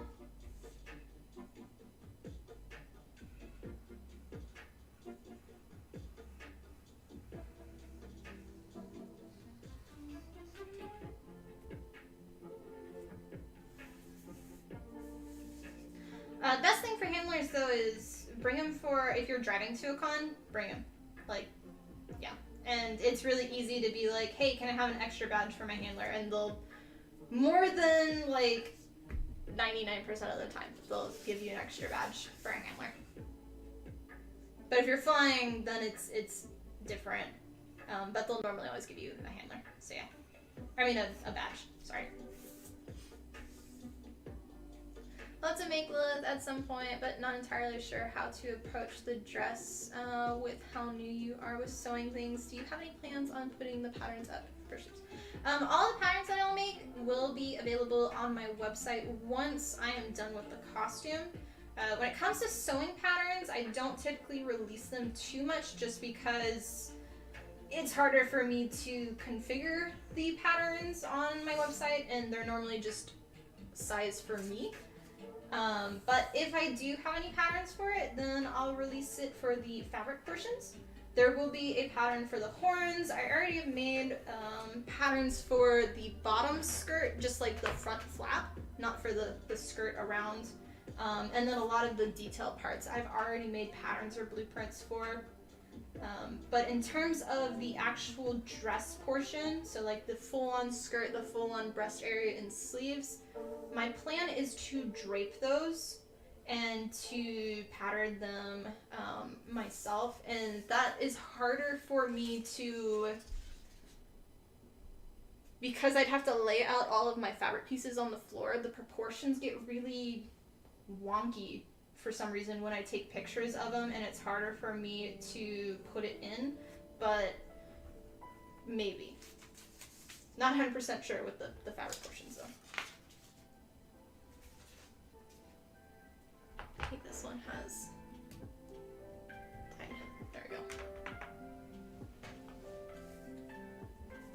Yeah, I know a lot of people wanted my Hutal patterns from Genshin Impact for the jacket, but it was the same deal where it was like I did all of the draping and it was all just fabric pieces that were kind of like taped together and things like that, and it's a lot harder for me to put it up because I have to redo basically everything again.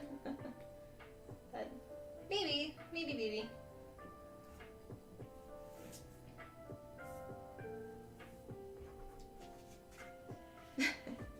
Yes, typically it's a cosplay handler, which can be a significant other, it can be a family member or a friend, but typically that's a job that somebody is there specifically helping you with the costume.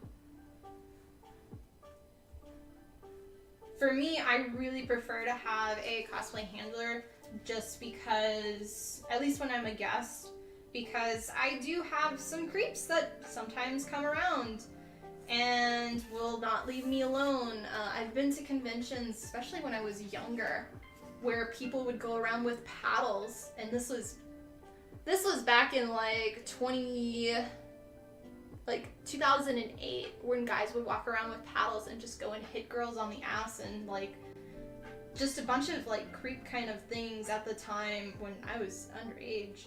I think I was underage at that point. Yeah, I was. And I'd have people come over and like start giving me hotel info, and it's like, dude, I'm 15, go away.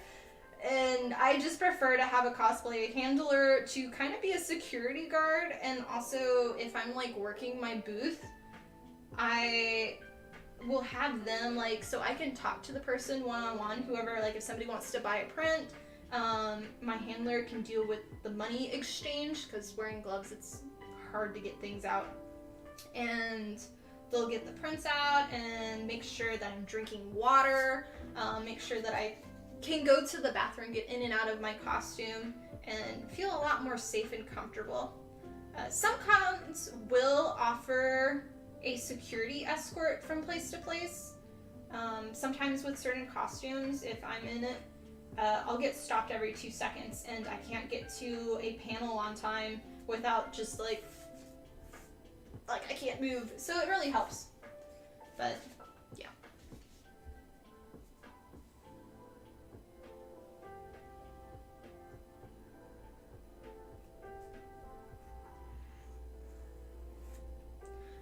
I'll say with cosplay handlers though, conventions are more likely to bring you out if you don't have a handler though.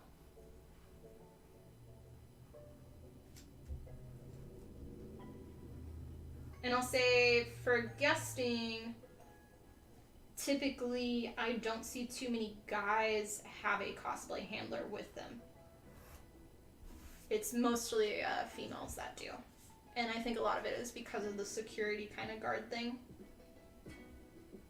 And I have my sister help a lot, but she's actually not going to be helping me for SoonerCon. I'm going to be doing that one on my own, because she's doing a bunch of ROTC stuff that summer. So I'll be soloing, and yeah.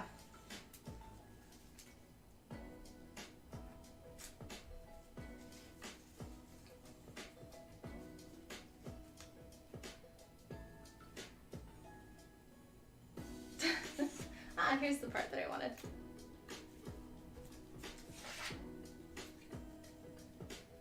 Yeah, I'm able to hold everything.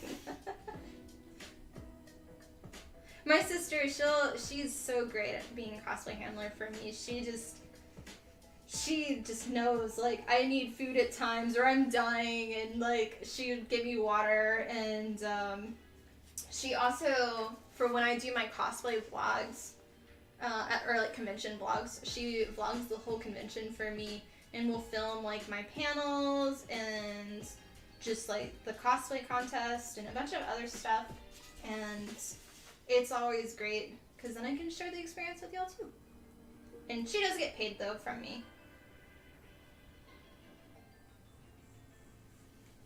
I have it where she gets a portion of the sales.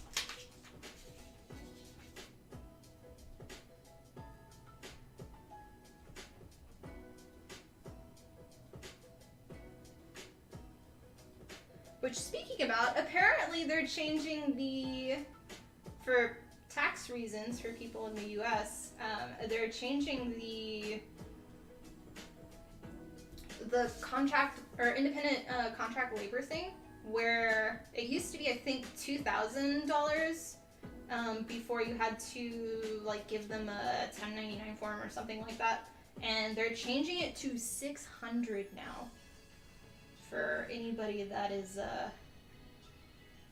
doing that stuff. So any hired work for like graphic design stuff or things like that. My tax people just told me that yesterday. That tax people that didn't know anything about LLCs except for that part said I knew more stuff than them. Like, great. Yeah. We still got a few more parts to cut out, so.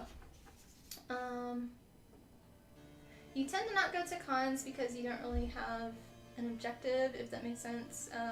It's like window shopping, you don't like to wander going with an object. I understand that. I'm kind of the same way.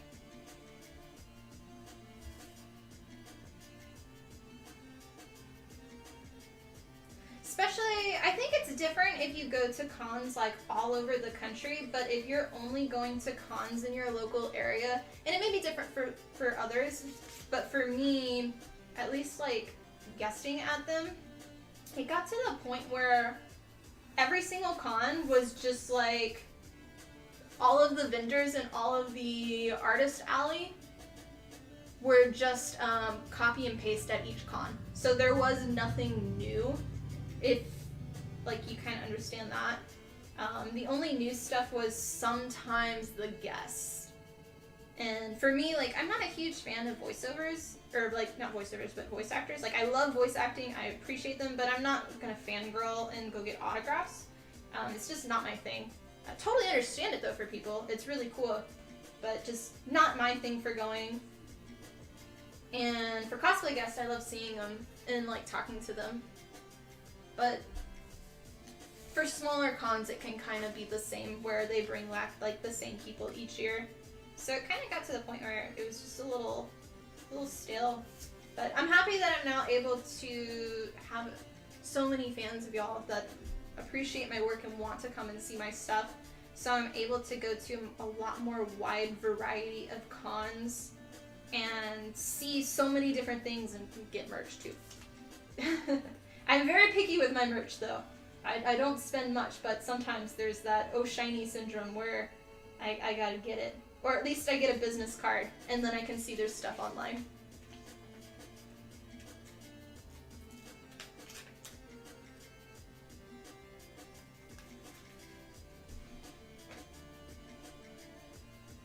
Good cons for mystic cosplayers that you know, and the other content creators. Yeah, I got to meet you! But you didn't tell me it was you at first. That was a lot of fun. I really hope I can do more Fan Expo stuff. That was like a really good con. You personally go to watch the cosplay contest? Yeah. It's been really cool to judge so many different types and to see the different type of, like some of them are not cosplayers, but the organization of how it is run. Sometimes it is a little off. Why is my thing like all blurry? I don't know. It like does like a weird blurry thing. Weird. But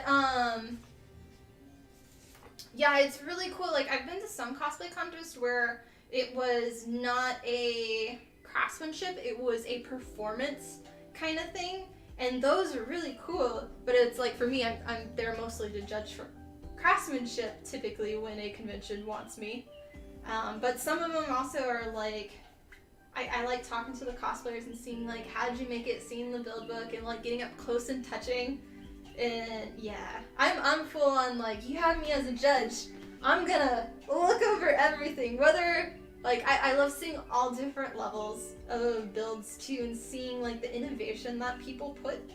Because like that, a lot of that was how I first started to, where I would make things out of, like I remember my mume I made from Kabanara the Iron Fortress, like way back in the day. That was like, I want to say like 2014 or something, or 2016, something like that. 2016, that's what it was. When I made that, and all of the backpack pieces were like made out of paper plates and plastic cups that I cut in half. And I think I like to use a lot of pool plumbing parts because they got to be like a bunch of different angles, and then I covered everything in Morba, but it was kind of cool to be like, this is made of this and this. And I love seeing new cosplayers that come in and seeing how the ingenuity goes into making something, especially when, like, I like seeing the 3D printed stuff too, but I like seeing people that make them by hand to see the innovation of how they receive this result rather than just 3D modeling it. It's a cool different thing. Yeah.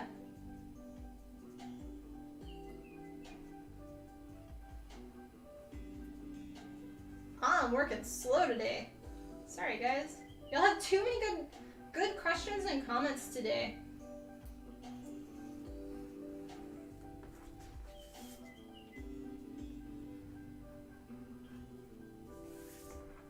Oh, reminder, if you are on Instagram or TikTok, I'm actually live streaming on youtube.com/TiffanyGordonCosplay, and that is where I am reading chat, so questions, go over to YouTube.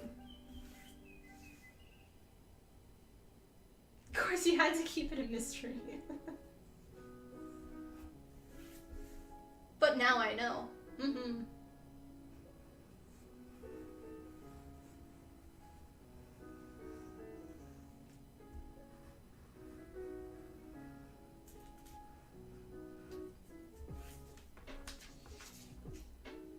Cosplayers make sense. You like the building more. You go to watch people create stuff if they have on-site building, like watching glass blowers. Oh, I love that. I'll run fairs. I love watching the glass blowing. That's so cool. For cosplay stuff, not a lot of cons do, like they'll do panels, but there's not a lot of live demonstrating for cosplay making, just because it's harder to set that up in like the room space or the cosplayer, unless they're local. It's a lot harder to bring supplies to do that. But I really enjoy, for the few workshops that I've done, I really enjoy doing them and doing one-on-one classes. And I'm hoping with me starting to do the cosplay kits, I can make that more accessible for conventions. Like if they want to bring me out, I can do a horn building class. And for the kits, I'm planning on having, like, you have all of the foam pieces, they're already cut out, and then we can assemble them together and add like details and stuff. But that would then make it so there's a lot less materials to bring, because foam is honestly one of the hardest things to bring to conventions. Like full sheets of foam, unless the con will provide it for you, it's very difficult. And typically you have to already have, like, because there's a lot of human error too. If somebody cuts something out, it's a lot more difficult for them to kind of like say how much people get, kind of thing. But with the kits, I'm hoping it'll just be like, here's all the parts, we can assemble it together, and then like add the headband and like add some details and make it a lot easier, a lot more beginner friendly. Because a lot of people, like for my kits, my plan is these are beginner kits where this will help you like learn how to get into cosplay and things like that. Or just a fun little project that you can wear out of the class. So that's my goal also with these cosplay kits, is for the workshop kind of thing. And hopefully y'all want to do workshops like that too.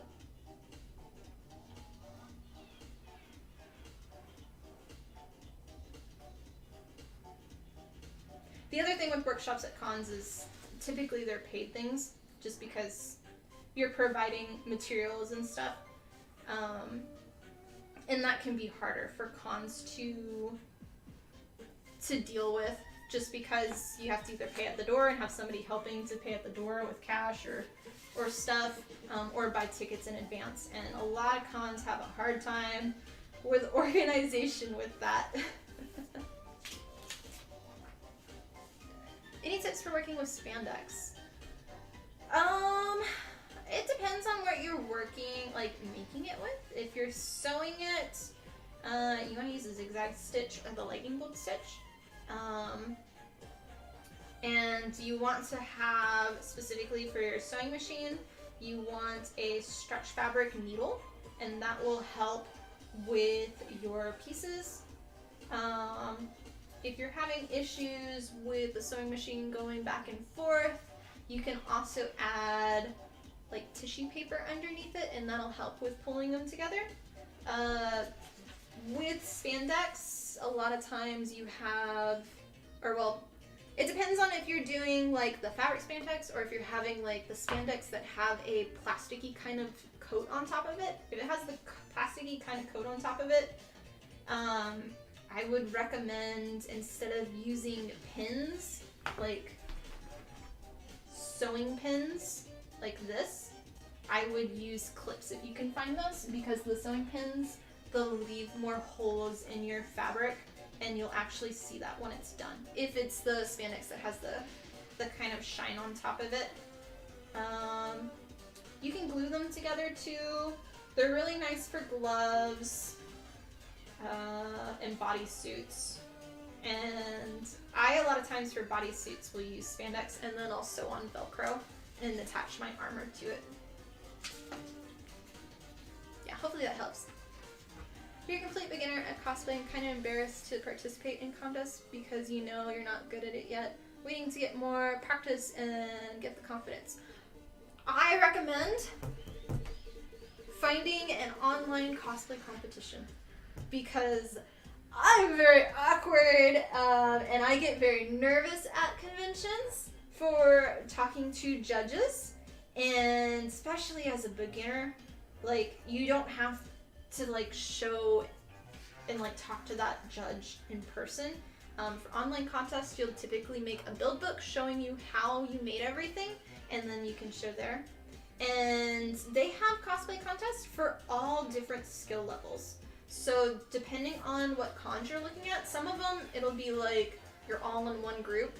I would avoid those cosplay contests and those conventions for that type of contest, and specifically look for contests that have a beginner class.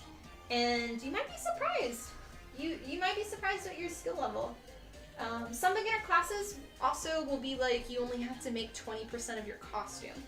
So you don't have to make a full costume. You can make elements of it, and that works too. But look at the rules, and I wouldn't beat yourself up for not feeling like your stuff isn't good enough yet, because it probably is. It's probably really good. So yeah, don't put yourself down.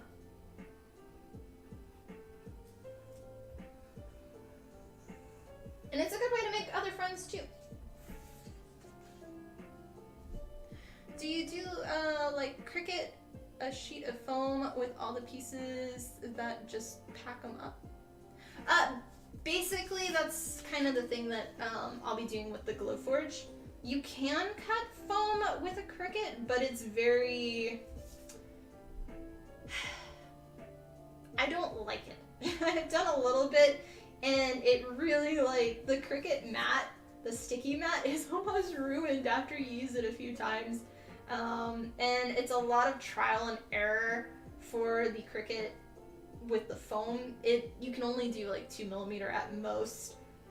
So yeah, but with the Glowforge, that will be kind of the same thing, but instead you can get a lot more better cuts than a Cricut, where a Cricut is cutting, and the Cricut also, basically you have a line and this board goes back and forth and you have all these little rollers and you get kind of creases unless you move them out of the way, where Glowforge, you put your piece in and the laser will actually just go on top of it, so nothing moves and shifts.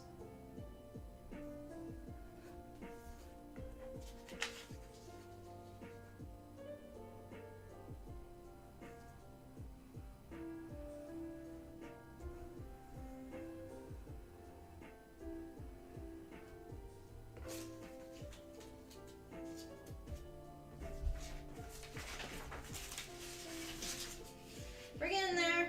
We're getting there.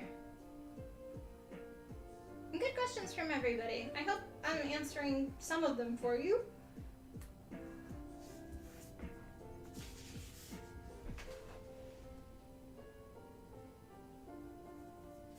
Cliff. Oh, hi, Bubbles. What you doing? She's not shown on there, but TikTok has the best view, I think, of the Fluffalies. What are you doing? Oh, yeah? Thank you. Thank you, good girl. Thank you, good girl.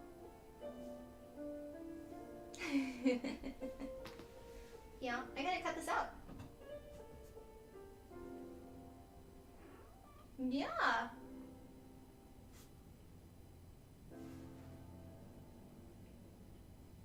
You're gonna be a distractor, Rude? A distraction? Yeah.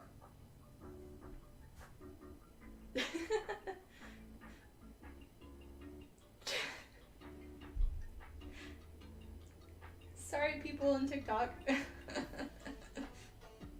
Rubbing the camera.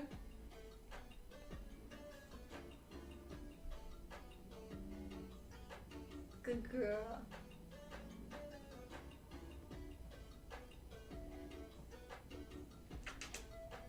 Okay, I need to finish cutting, Fluffalies. Can you come on my lap? Come on. Come on. Good girl. Good girl. I'll jump down, that's fine too. What are you gonna do? Do you want behind me?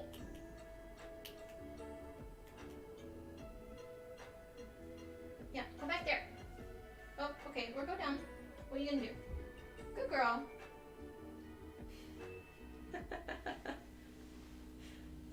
Okay. Distractors! If you don't know, I'm live streaming on youtube.com/TiffanyBrainCosplay. That is where I'm reading chat. So if you're on Instagram and TikTok, you got to see the cat a lot better. But switch over to YouTube if you got some questions.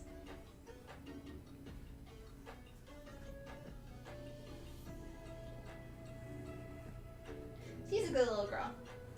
I always think it's funny because so many people think she looks mean and she's like the sweetest little kitty ever.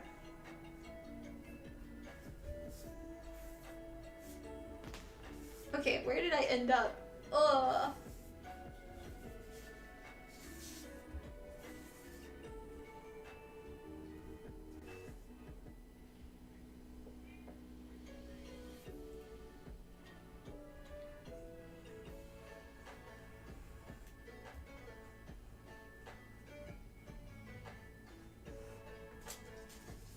I just hear her little footsteps running around. Yeah, that's Fluff, by the way. My little kitty. And then I have a pet rabbit named Ches, or Cesare.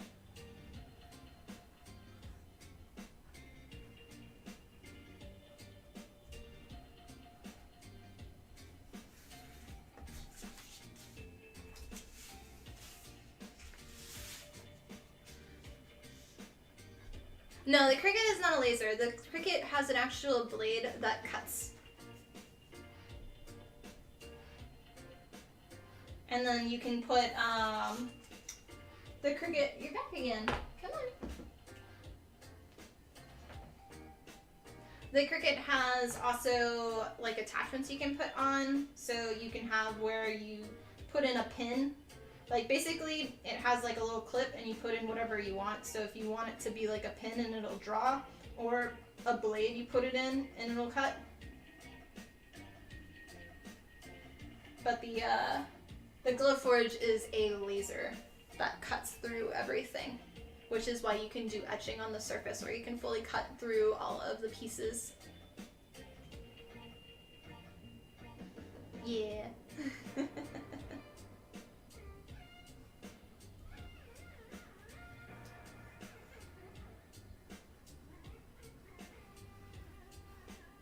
What are you doing, Fluffles? You gonna lower clips right there?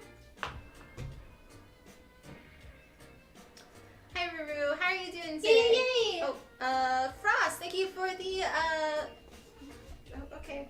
The 98 cents, I appreciate it. Much love. And put that there so she doesn't step on it. I appreciate it.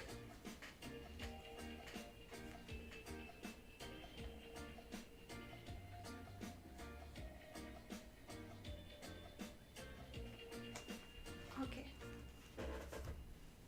I know, I said I was working slowly, so Fluff came to help. I know.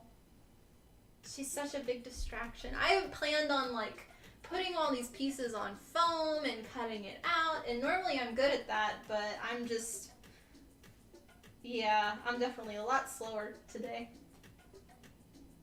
What are you doing? I need to cut this, but can you go right here? That works.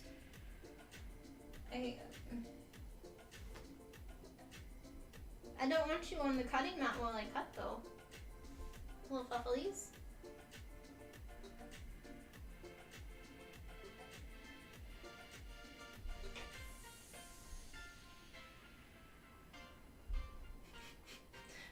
We're in a stuck part. Ah.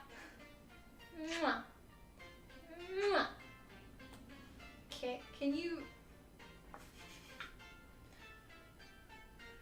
Because got to see you in person at Anime Matsuri and oh, thank you for seeing me in person. What year was it? Okay, bye, phone. And which panel? I'm curious now.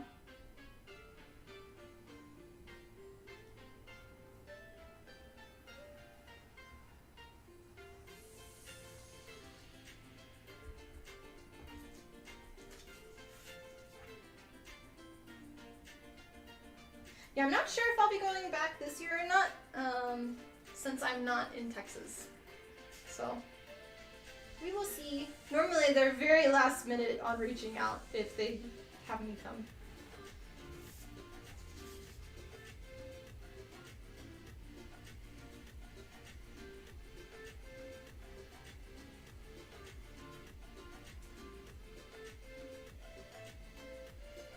Okay.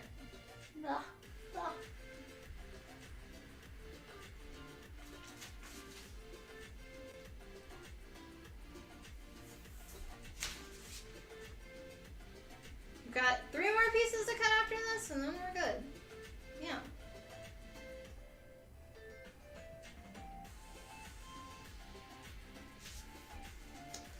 Last year, the airbrush painting panel, and you got to buy some from... Awesome! Well, thank you for coming to it. That was, I think, the first time I did that airbrush painting panel, I believe. I hope it was helpful. Yeah. She's back again.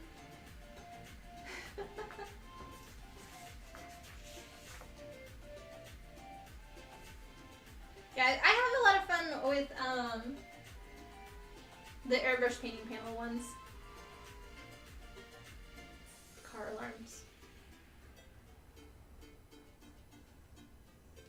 For me, I have a huge passion for painting, and it's just a lot of fun to talk about them.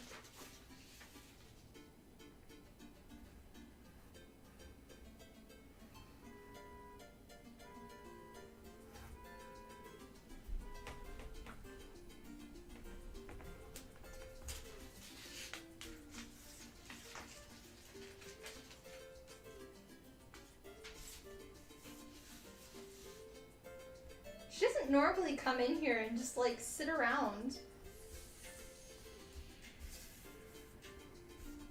She'll come and say hi, and then typically she's like gone. But maybe it's because I'm not leaving to give her a food escort.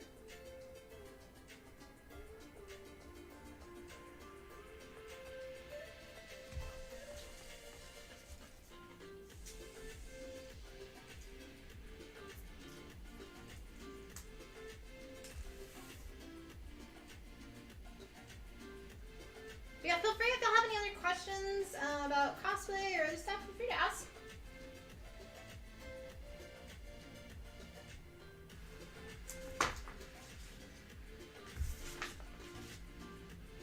Okay, last 2 parts.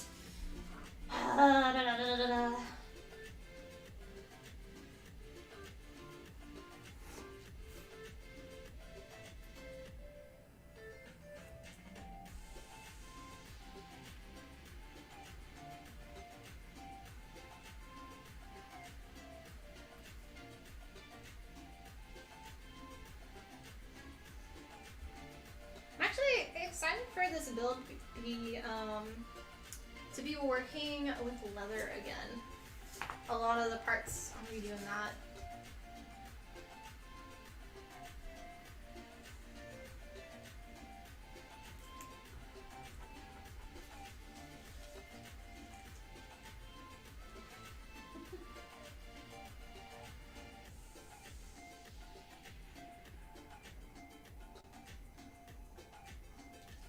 The funny thing is, technically, this camera is the cat cam because when I was only doing gaming streams, it was the secondary cam that was for my cat in the background, and now it's just like the main cam here. It's a very old camera though. Still works though, for now.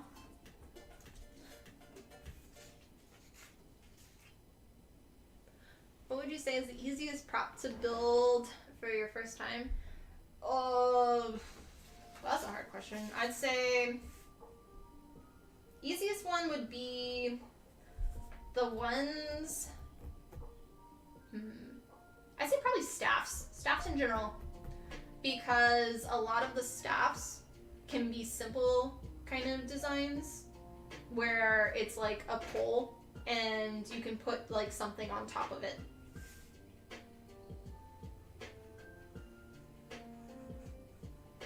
Like if you have just like a ball on top, you can buy like a styrofoam ball and place it on top and then just paint it.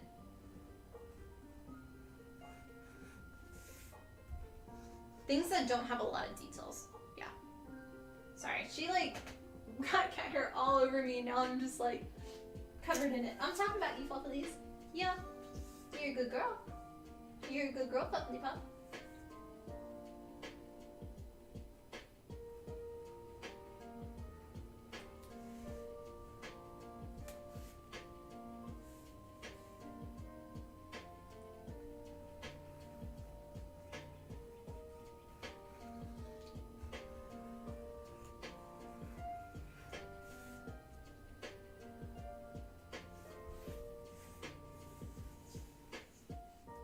Come to Colorado.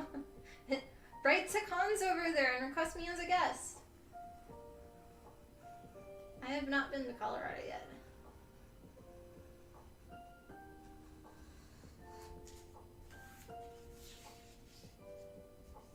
Yeah. Gaming streams back when I was blonde. Yep.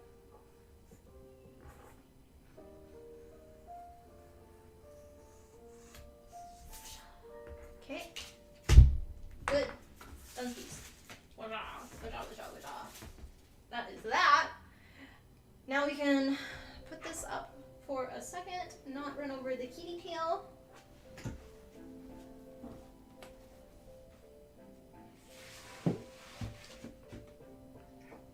Yeah.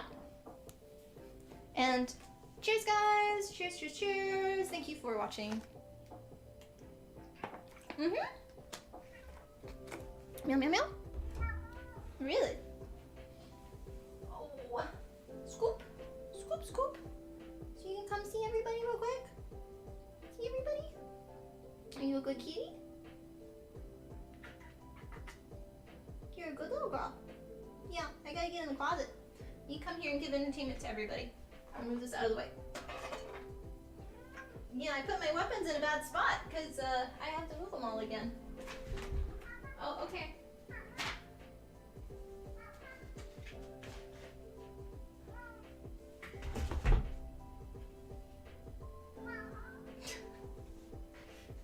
She's so meowy right now.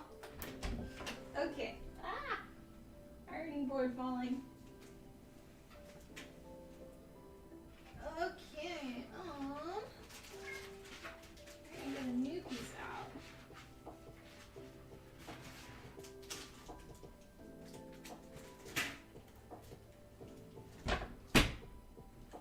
Good. Okay. 2 mil.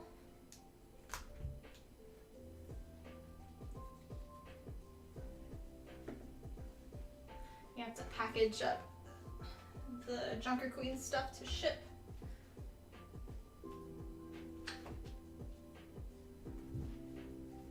Okay, that.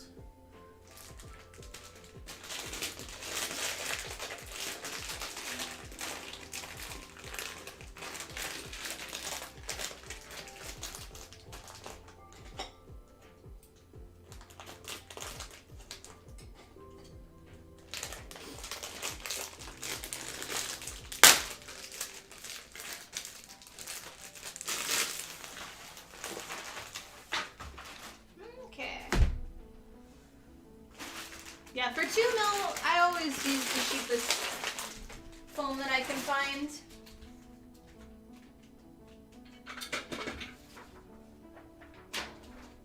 so it's just like a craft foam. I never get the expensive stuff because it's normally just small little detail things that don't really do much. So, alright. Thanks for the awesome live stream on your cosplays and all the great tips and advice. Oh, well, thank you for watching and coming here. I appreciate you being here and all of y'all being here.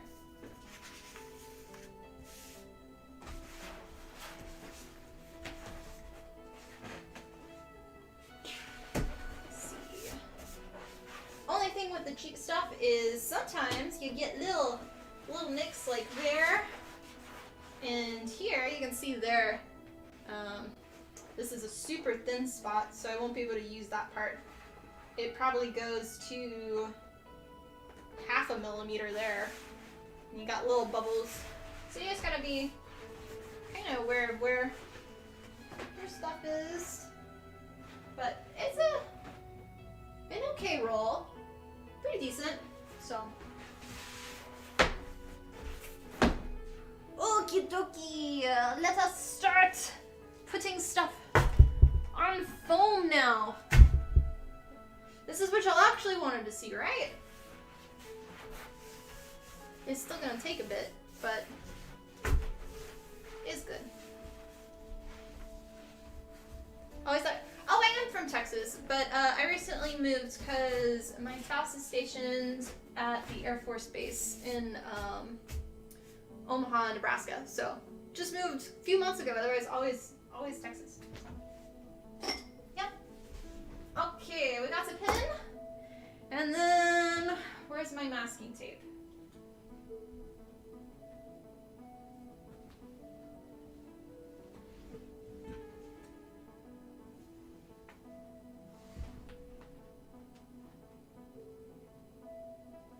I just used it.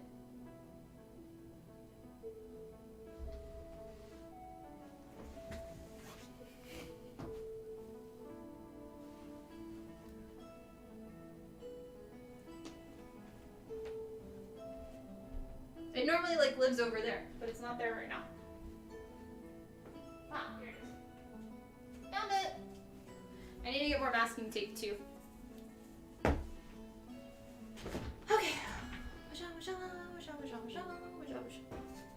Now to trace. And a lot of these pieces are actually just mirrored over. I used to do where I would just say mirror it, but because there's so many pieces with this horn pattern, I've done it where each piece is individual. So once it's done, then I'll take it off. And we want to try to use as much of the foam as possible.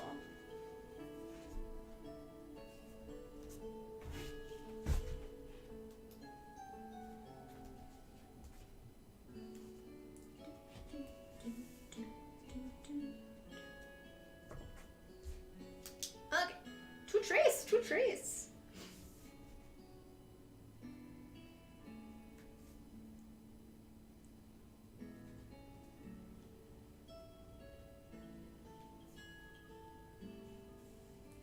And personally, I prefer to trace all my pieces before cutting them out. If you're to trace or to cut your pieces using the template, you're more likely to rip parts, like rip your foam or the paper, and cause some issues. So I always trace them first before cutting.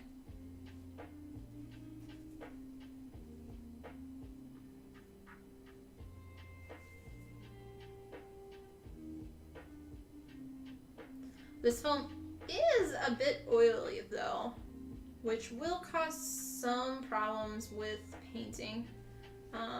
The specific brand is not normally oily, but it kind of seems like it is this time. And then I'm just gonna put, this is L, this is O, R. I'm gonna do a different pen. The oiliness is causing issues with it. S, K, K, I. Okay, that one's done.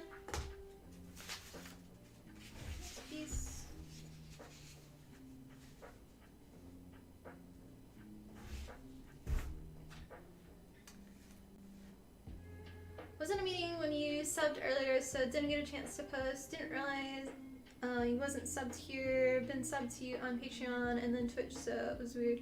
I think you were subbed here, but I don't know if it auto renews. But I'm pretty sure you were. So yeah, but thank you and welcome back. Hopefully your meeting went okay.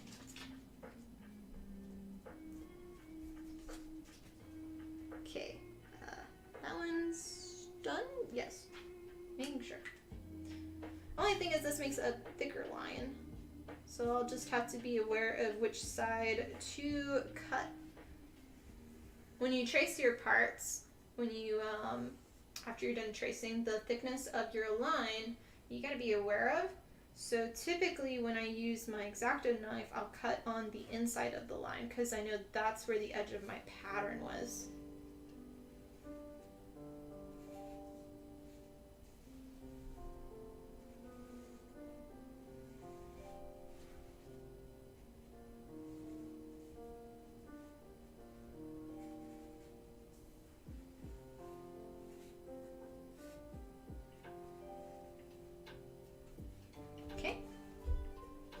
Thought you were too, not sure what happened. Meeting was fine, just a bunch of people who can't agree on things. Sounds like a meeting. Okay, this one is W, W, W, V, Z, T, and V. Okay, next one.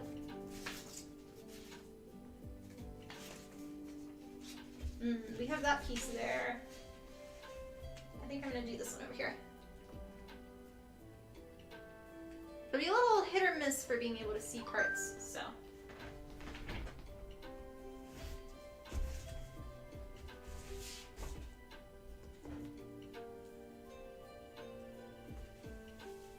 But yeah, thank you guys for watching. I hope you're enjoying the stream today. If you're new to the channel here on YouTube, love to have you as part of the community. So subscribe to the channel. It is free. If you're on Instagram or TikTok, I'm actually live streaming on youtube.com/TiffanyGordonCosplay, and that is where I am reading chat and answering questions. I try to do a live crafting stream every Tuesday from 1 p.m. to 4 p.m. Central Standard Time. And it's just working on whatever cosplay I am making at the time. Today we are working on the horns for my Diablo my Lilith cosplay from Diablo 4, and this is EVA foam that we're using right now, or well, really craft foam.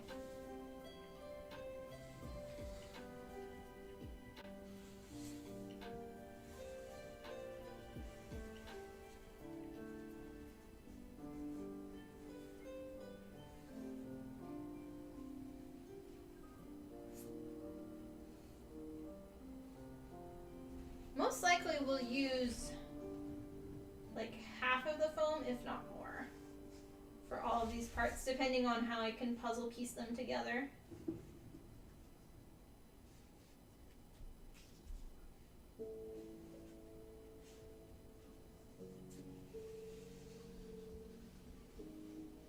Okay. How many of these stencils are there in total for the headpiece? There are, for these pieces, not the detailed ones, there are A through Z and 1 through 4. So however many that is. But we have like 26 through 17, 18, 19, 30? 30 maybe? I think there's 26 letters in the alphabet. I might be wrong on that though.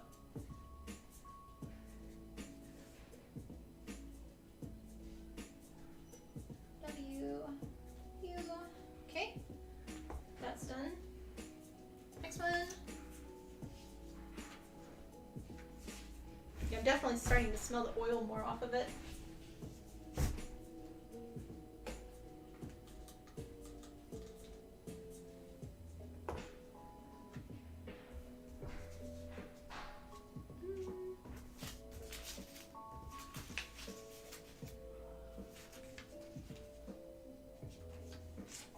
I want one that like hooks slightly the opposite.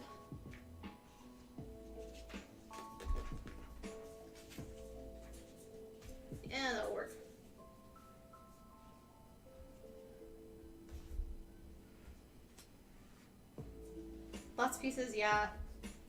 And for each one of these, there's a corresponding piece that's detailed that will go on top of it. So right now I'm doing 2mm, and then all of the other pieces that'll go on top of it will be 4mm. And once that's all assembled and kind of sanded, then I'll be adding more detail with foam clay, which is going to add more weight.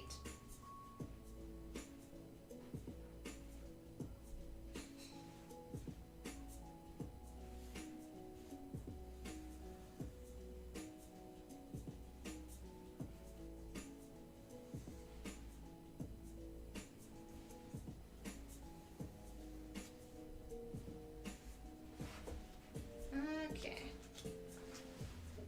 This one is R, S, Q, M, and L. Next one. See right here, we can't put anything because of that issue with the foam. See if I can find another hooked one. This might work well. Here, that can go there. So we're getting to that point in the stream where I want to know what everybody's eating for dinner tonight, so I can kind of figure that out.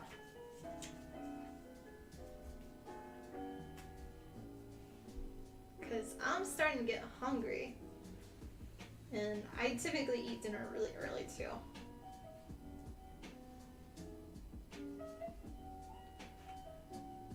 If the little thumbnails weren't there, you'd have no clue what they would end up being. Oh yeah.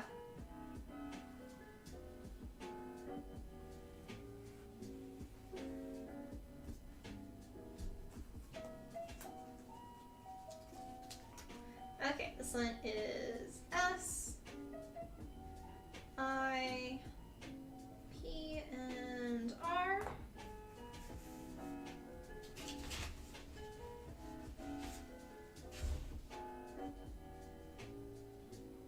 This one here.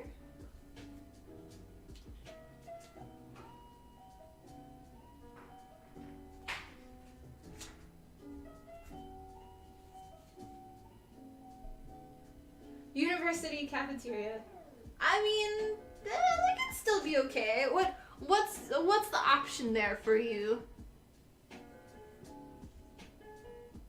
Hamburgers, chicken nuggets. I mean, that's not bad though.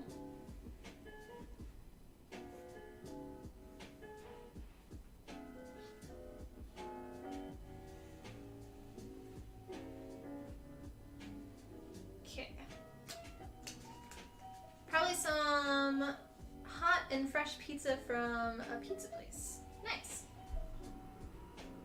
We always have somebody that's having pizza. Taco Tuesday at Casa de Malaga. Nice. I'm gonna close the door real quick.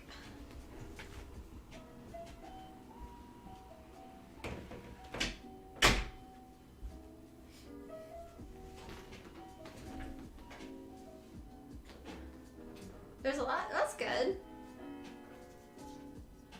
Chicken nuggets at that one station today. I do a lot of chicken nuggets, honestly. That's like specifically for cons. That is my go-to food because I can't eat a lot of the stuff at conventions. They're either really, really greasy or I just can't eat it because of food allergy stuff. I've been to some cons that are like, yeah, we provide you food. And it's like nothing but pizza. And I'm just like, I can't eat that. There's cheese everywhere. It's like, thank you for trying.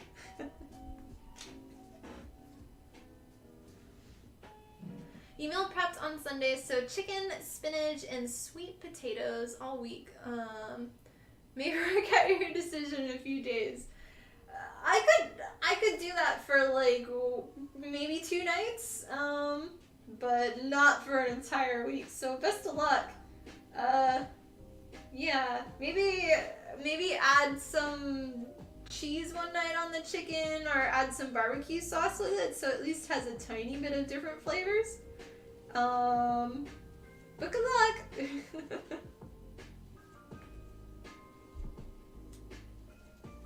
Pretty big cafeteria, I mean, okay. Yeah, my college one, I only ate it like once or twice, and it was normally when it was the end of semester and people had they had like the meal ticket plan or whatever, where you had like 30 different punches or however many, and they were trying to just give them away for free because they had so many they didn't use. And so I'd get like free food from that.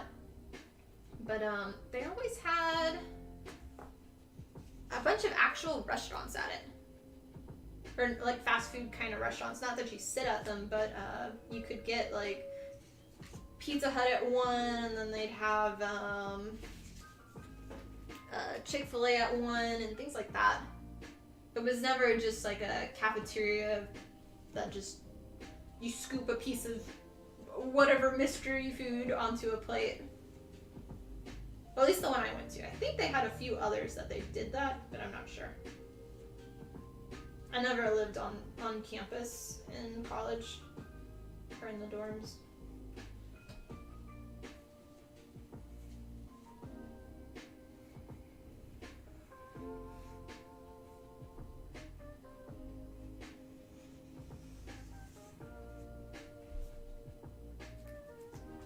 Yeah.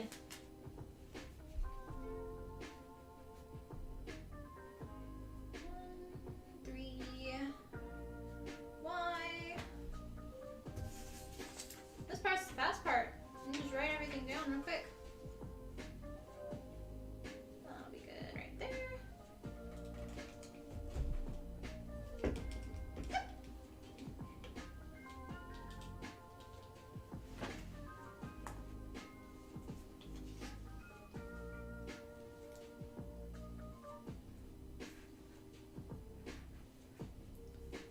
Panda, Subway, and Starbucks on campus. Okay. Yeah, there's a Starbucks too, but I don't do coffee. There's always a line for it. When I transferred from my community college, so I did my first year of college at a community one because it was a lot cheaper, and I stayed at home. So when I transferred to Texas State for the rest of my time, transfer students weren't required to live on the dorms, and I'd already done all my basics. So all of my classes were in one building for the rest of the years, just because it was my art degree. So I never really ventured around campus too much. I think I took some like just normal like PE classes. Like I did fencing, and then I did bowling, just because I kind of had to do something. But those were the only ones I kind of ventured off. And then I had a British literature class because that didn't transfer.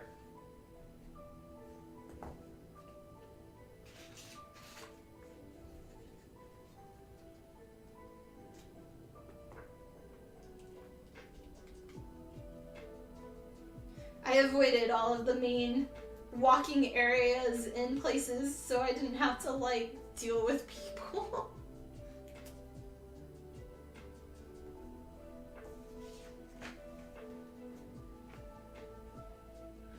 Yeah, so for universities here in like the US, I don't remember if you're a US or international, typically for a normal university and not like a specific like private one, if you went to just an art college and not a actual university kind of one, then you were required to do all of your normal, like, you didn't just do classes in your field. You had to do classes for math, for science, and things. So I still had to take chemistry and biology and British literature, and I had to take a foreign language, but my high school credits luckily transferred over because I don't know anything about Spanish really. So yeah. University. Oh, okay. It may say it depends on what type of degree you got then. I have a bachelor's in fine arts, specifying in studio art for fibers and weaving with an undeclared metalsmithing degree, because you could only do, for studio art majors, you could only choose one specific media to work in, but I had the same amount of classes for metalsmithing. I just on paper only have the fibers one, but I took enough to get a degree in metals as well.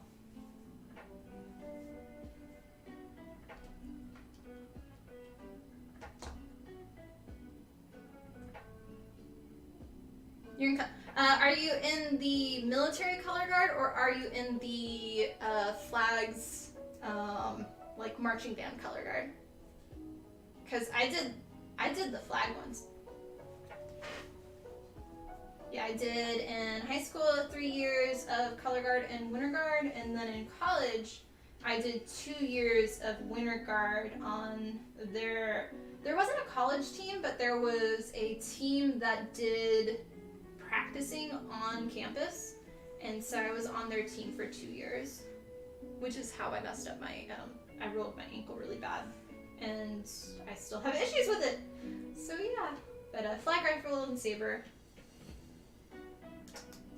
Hence why I spent a lot of my props. Q, R, P, N. Do flag, saber, and rifle, and going on to third year of marching band. Ah, very cool. Yeah, it's a lot of fun.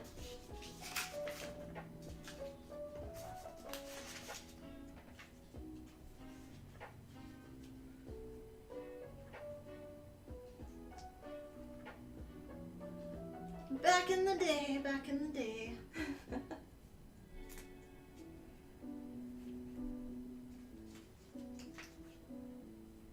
Yeah, fencing was cool too. It was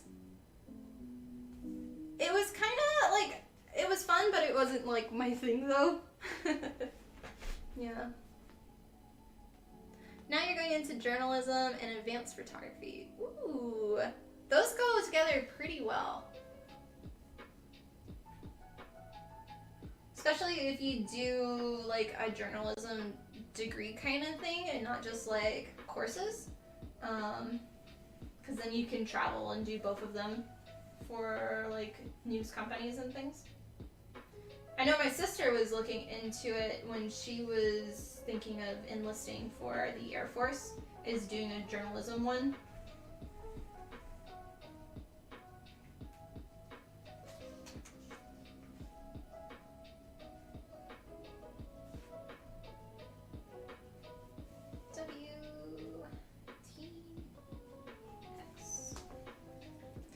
I'm gonna get more tape because this one's getting a little less sticky now.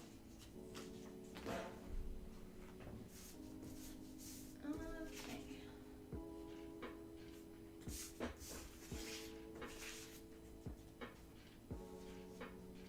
Should have another one of this size. For you, sports are opposite ends: the art of running away, parkour, and the art of... Wait, are those real things like that you can do for classes? That's pretty cool if it is.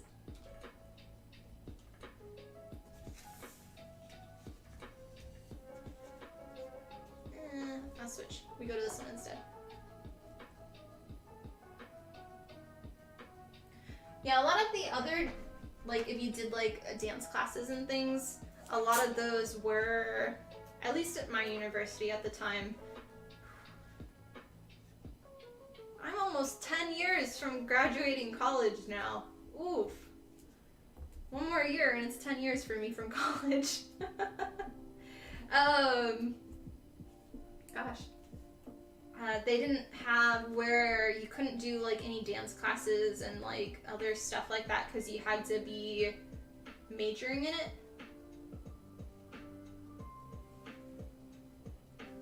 And I know a lot of the classes at the time, like you couldn't do graphic design classes unless you were majoring, or same with photography, because they just had too many people.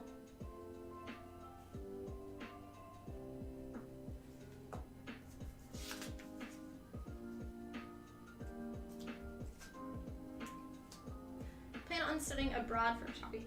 That would be awesome.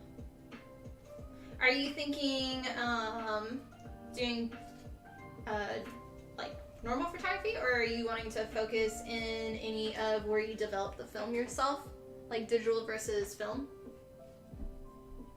Is that an option for you?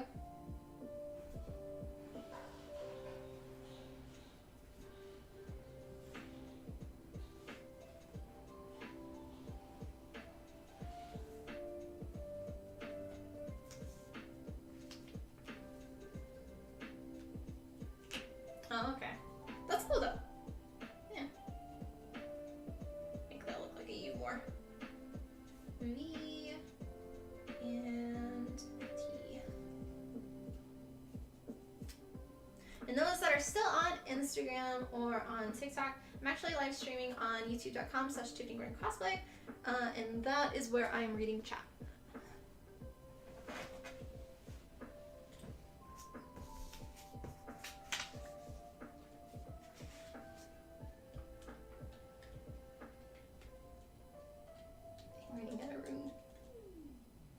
Camera, stay.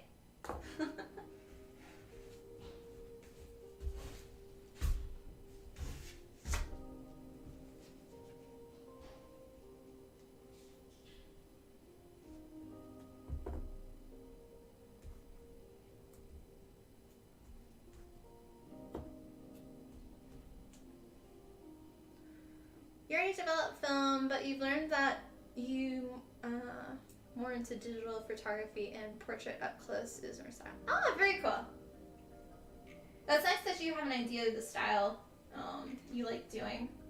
I know a lot of people with photography like won't really know what they like for a long time. They just like taking photos.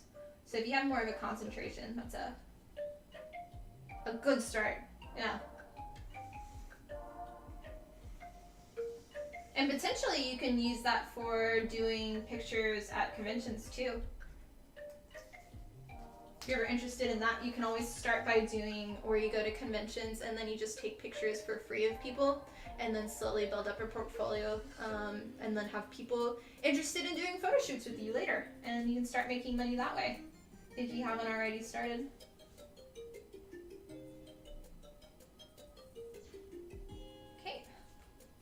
I'm definitely hitting that wall now. I'm starting to get really tired. It's been a good stream with y'all though. Y'all have had a lot of great questions and I really like that. Is this what you're thinking as well for cons? Nice.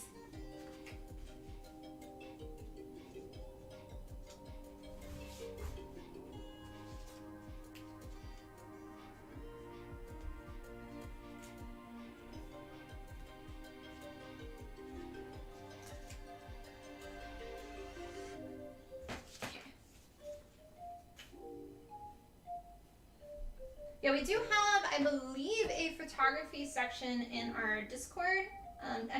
Discord, if you'd like to share any of your Discord images there. Or, sorry, Discord images. If you'd like to share any of your photography images there.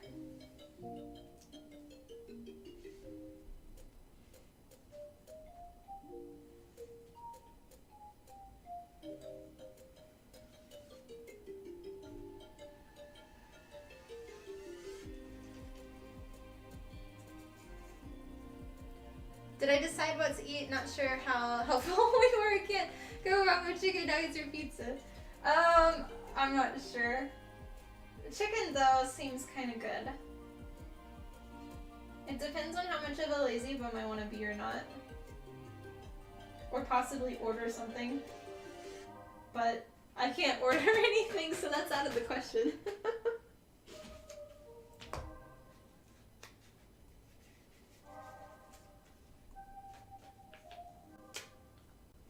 The only thing I can do right now is, if places have PayPal, I can do PayPal. But otherwise, all I have is my Target credit card. So I can go and get like popcorn and a hot dog from Target if they still have that at this location. But that's about it. It's whatever's in my fridge and pantry.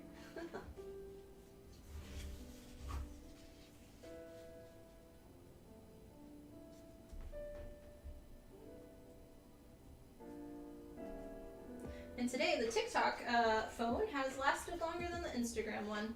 The Instagram one died.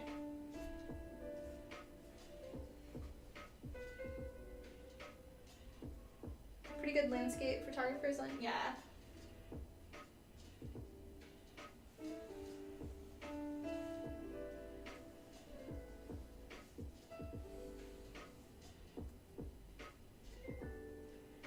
Actually, you may look up Tokyo Lens on YouTube, and he is in Japan, and he travels all around, but he's more interested, he does a lot of landscape video stuff. I would recommend his channel. It's pretty nice. Y, X, T, 2. Okay, that's it for that one. Are the TikTok and Instagram streams getting preview? Honestly, I don't pay attention to them. It's more of because if I post that I am live on any of my platforms, the view reach on that is very low. But if I'm live, people will see that, and then I try to do it where the title is live on youtube.com, go to YouTube to chat kind of thing. But I'm not really concerned with numbers on that platform, and I'm not really concerned with numbers in general anymore. YouTube has been, unlike Twitch, where Twitch was all about numbers or you couldn't do stuff kind of thing. YouTube's a lot more relaxing for me, where I'm streaming to stream, and not, to a point I care about numbers. If I only have, 1 or 2 people on, I'll stop the stream. But I'm not really, if there's not a lot of people on, I'm okay with that. So yeah. Did I write all that? Okay.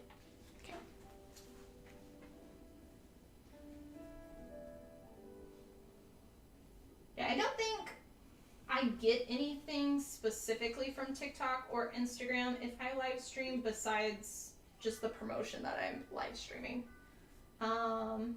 TikTok I don't get any money from, even though I make very little. Their payout program doesn't work for me, so I don't make any money on their platform. Instagram I make money on, but I don't know if the live streams do anything besides if you buy a star or whatever is on Instagram. I don't know. Each platform now has a specific buy this perk thingy, and yeah, I'm not sure.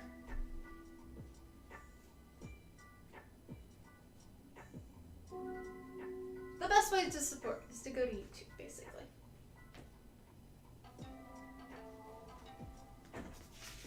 But I know some platforms are easier for people to watch on, so.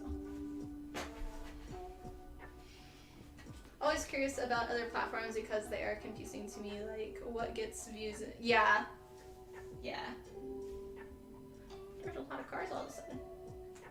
I need to kind of roll this out more. So let me move.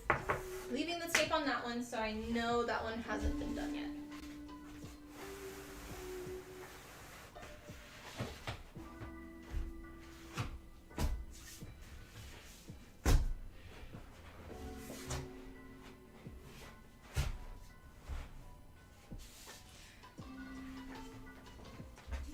Yeah, social media is all just a giant confusion for me anyway.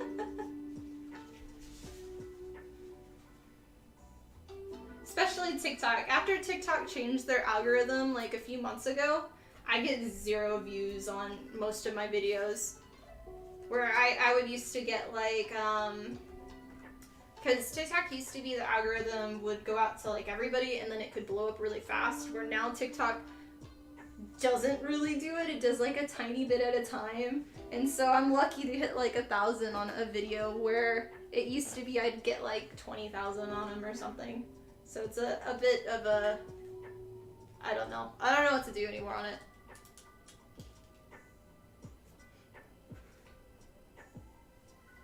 But it may just be my videos aren't that interesting too, which I'd understand that as well.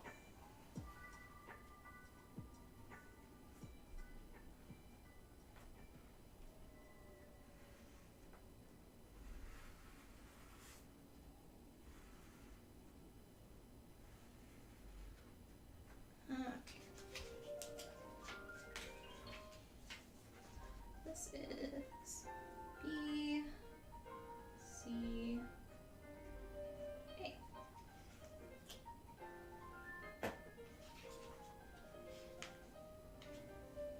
Good thing you have all three, so if one fails, you got two others. That's funny. But I try to have all of the videos like kind of similar. It's very interesting because I look the best on TikTok because that's my nice phone. Instagram does a weird. I looked like I had a filter on the whole time. It was very weird and I didn't understand it. It like blurred my face and I don't know.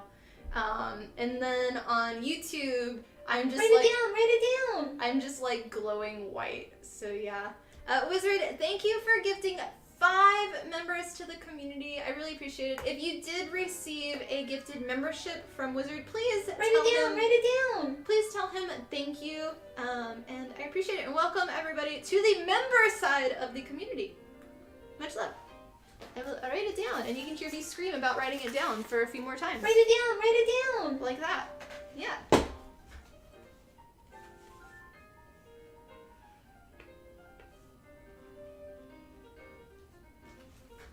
What's up? Thank you. Write it down. I did. Where am I now?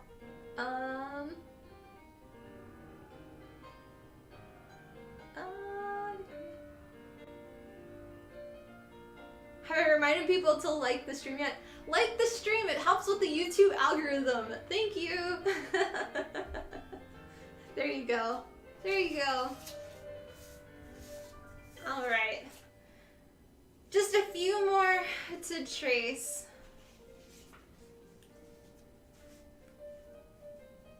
And then I'm gonna drink some water after and have like a few little strawberries and then eat dinner. Yeah. You think the videos are interesting too? Oh, well, thank you.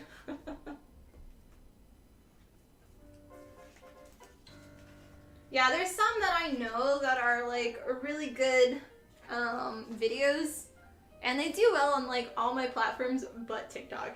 And I don't know what to do anymore with TikTok. It's just, yeah. Thank you for those that are on TikTok right now. Yep.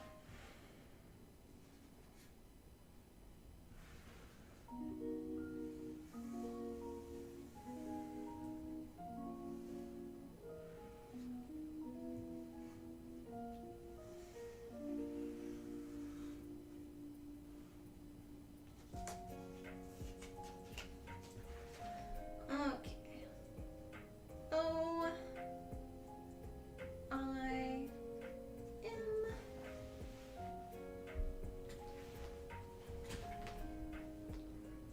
You think you have to accept them on YouTube? You don't remember. I'm not sure how they did it. Like, they changed something, but I think they had it where if you got one, you were already given it. But it's not necessarily people that are on the stream. It's just people that are in the community, maybe? I'm not 100% sure.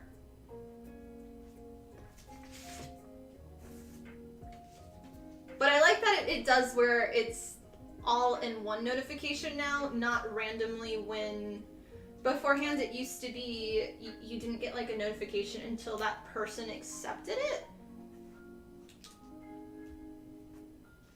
But YouTube's doing an okay job with trying to update all of their stuff and make it a little bit more like Twitch, I guess, with some notifications and things.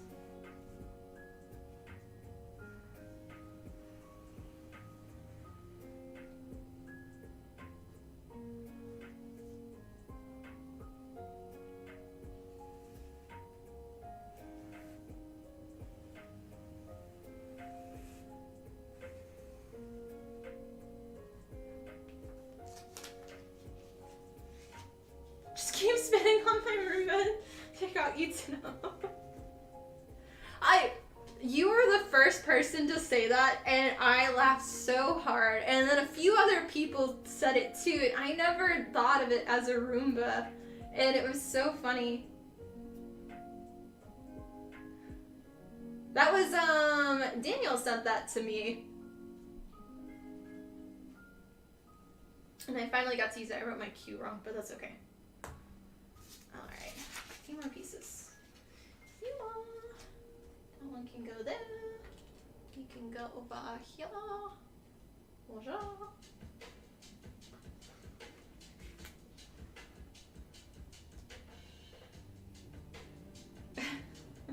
I know, the code changes bi-weekly.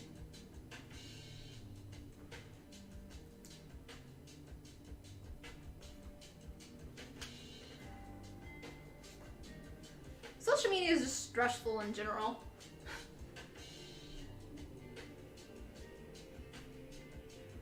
It's like sometimes I feel like I do better if I just don't post, because then like posting every day is almost bad, because then it's no longer like you're competing against yourself with the post, where you get better results if you just post every now and then. But then if you do that too much, then the algorithm's like, oh, you're inactive, so I'm not going to show your stuff anymore. So it's like this whole back and forth thing.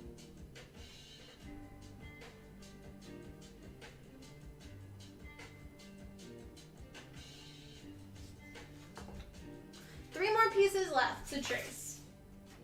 And they're all the larger pieces, which I probably should have done sooner. Let's see, you can go just there, I guess. There, kind of. Half the TikToks you go to the comments to understand, and the people in the comments are like, I came here because I don't. Yeah, pretty much. Pretty much. I like TikTok for the cat videos. That's all I use it for now.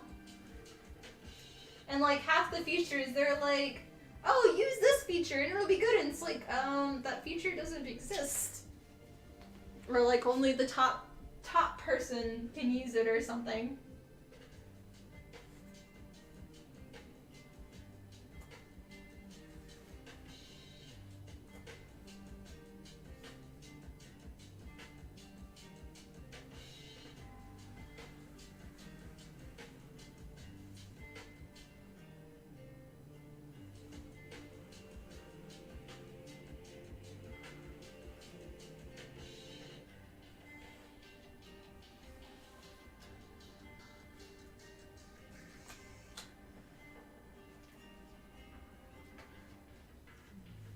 Just make something that makes no sense and let everyone tell you it makes sense. Yeah.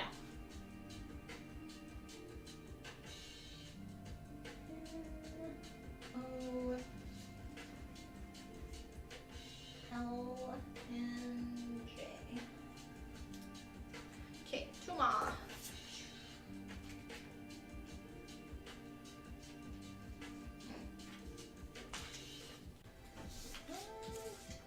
This one fit? No.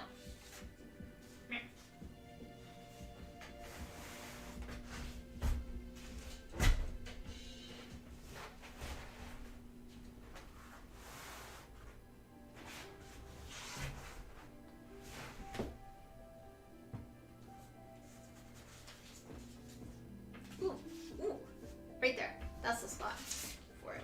Yee.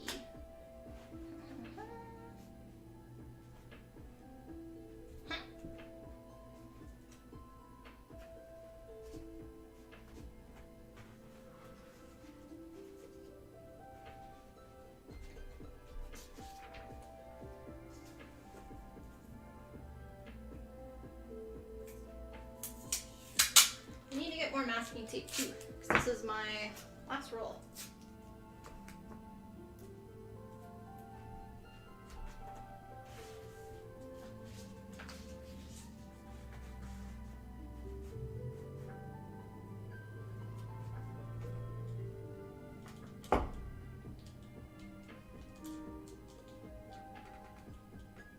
Okay.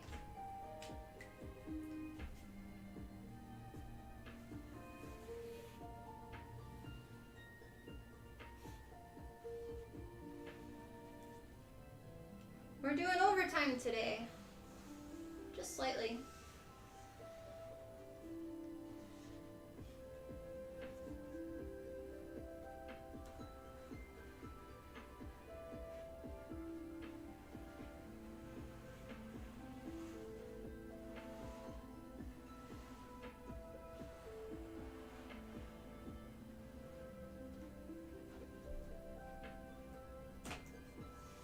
Chat sends 6-year-olds. Honestly, that would be amazing. I use so much masking tape for painting and for just doing this type of work all the time. P L V. No more of an L. L and a J. And the last piece.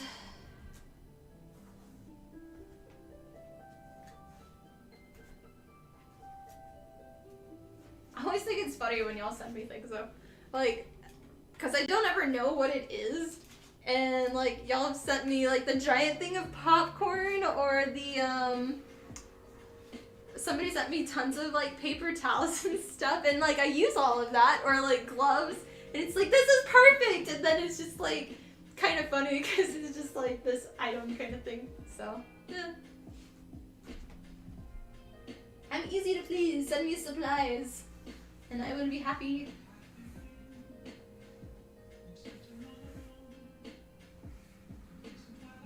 By the way, I can't do popcorn anymore, so don't send popcorn anymore.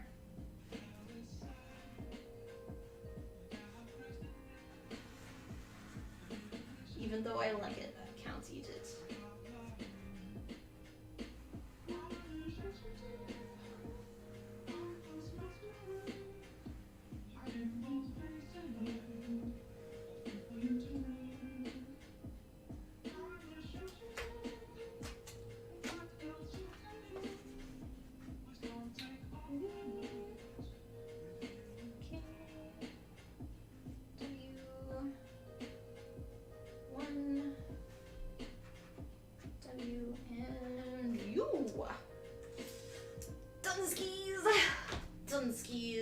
Dunskies.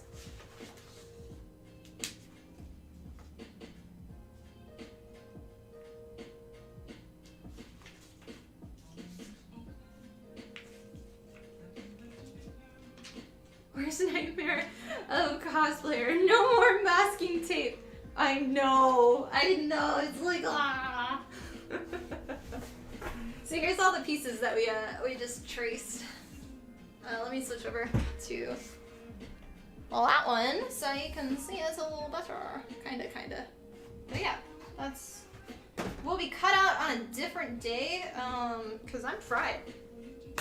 But yeah, that is gonna be it for us today, guys. Thank you so much for watching. If you are new to the channel, would love to have you as part of our community here on YouTube.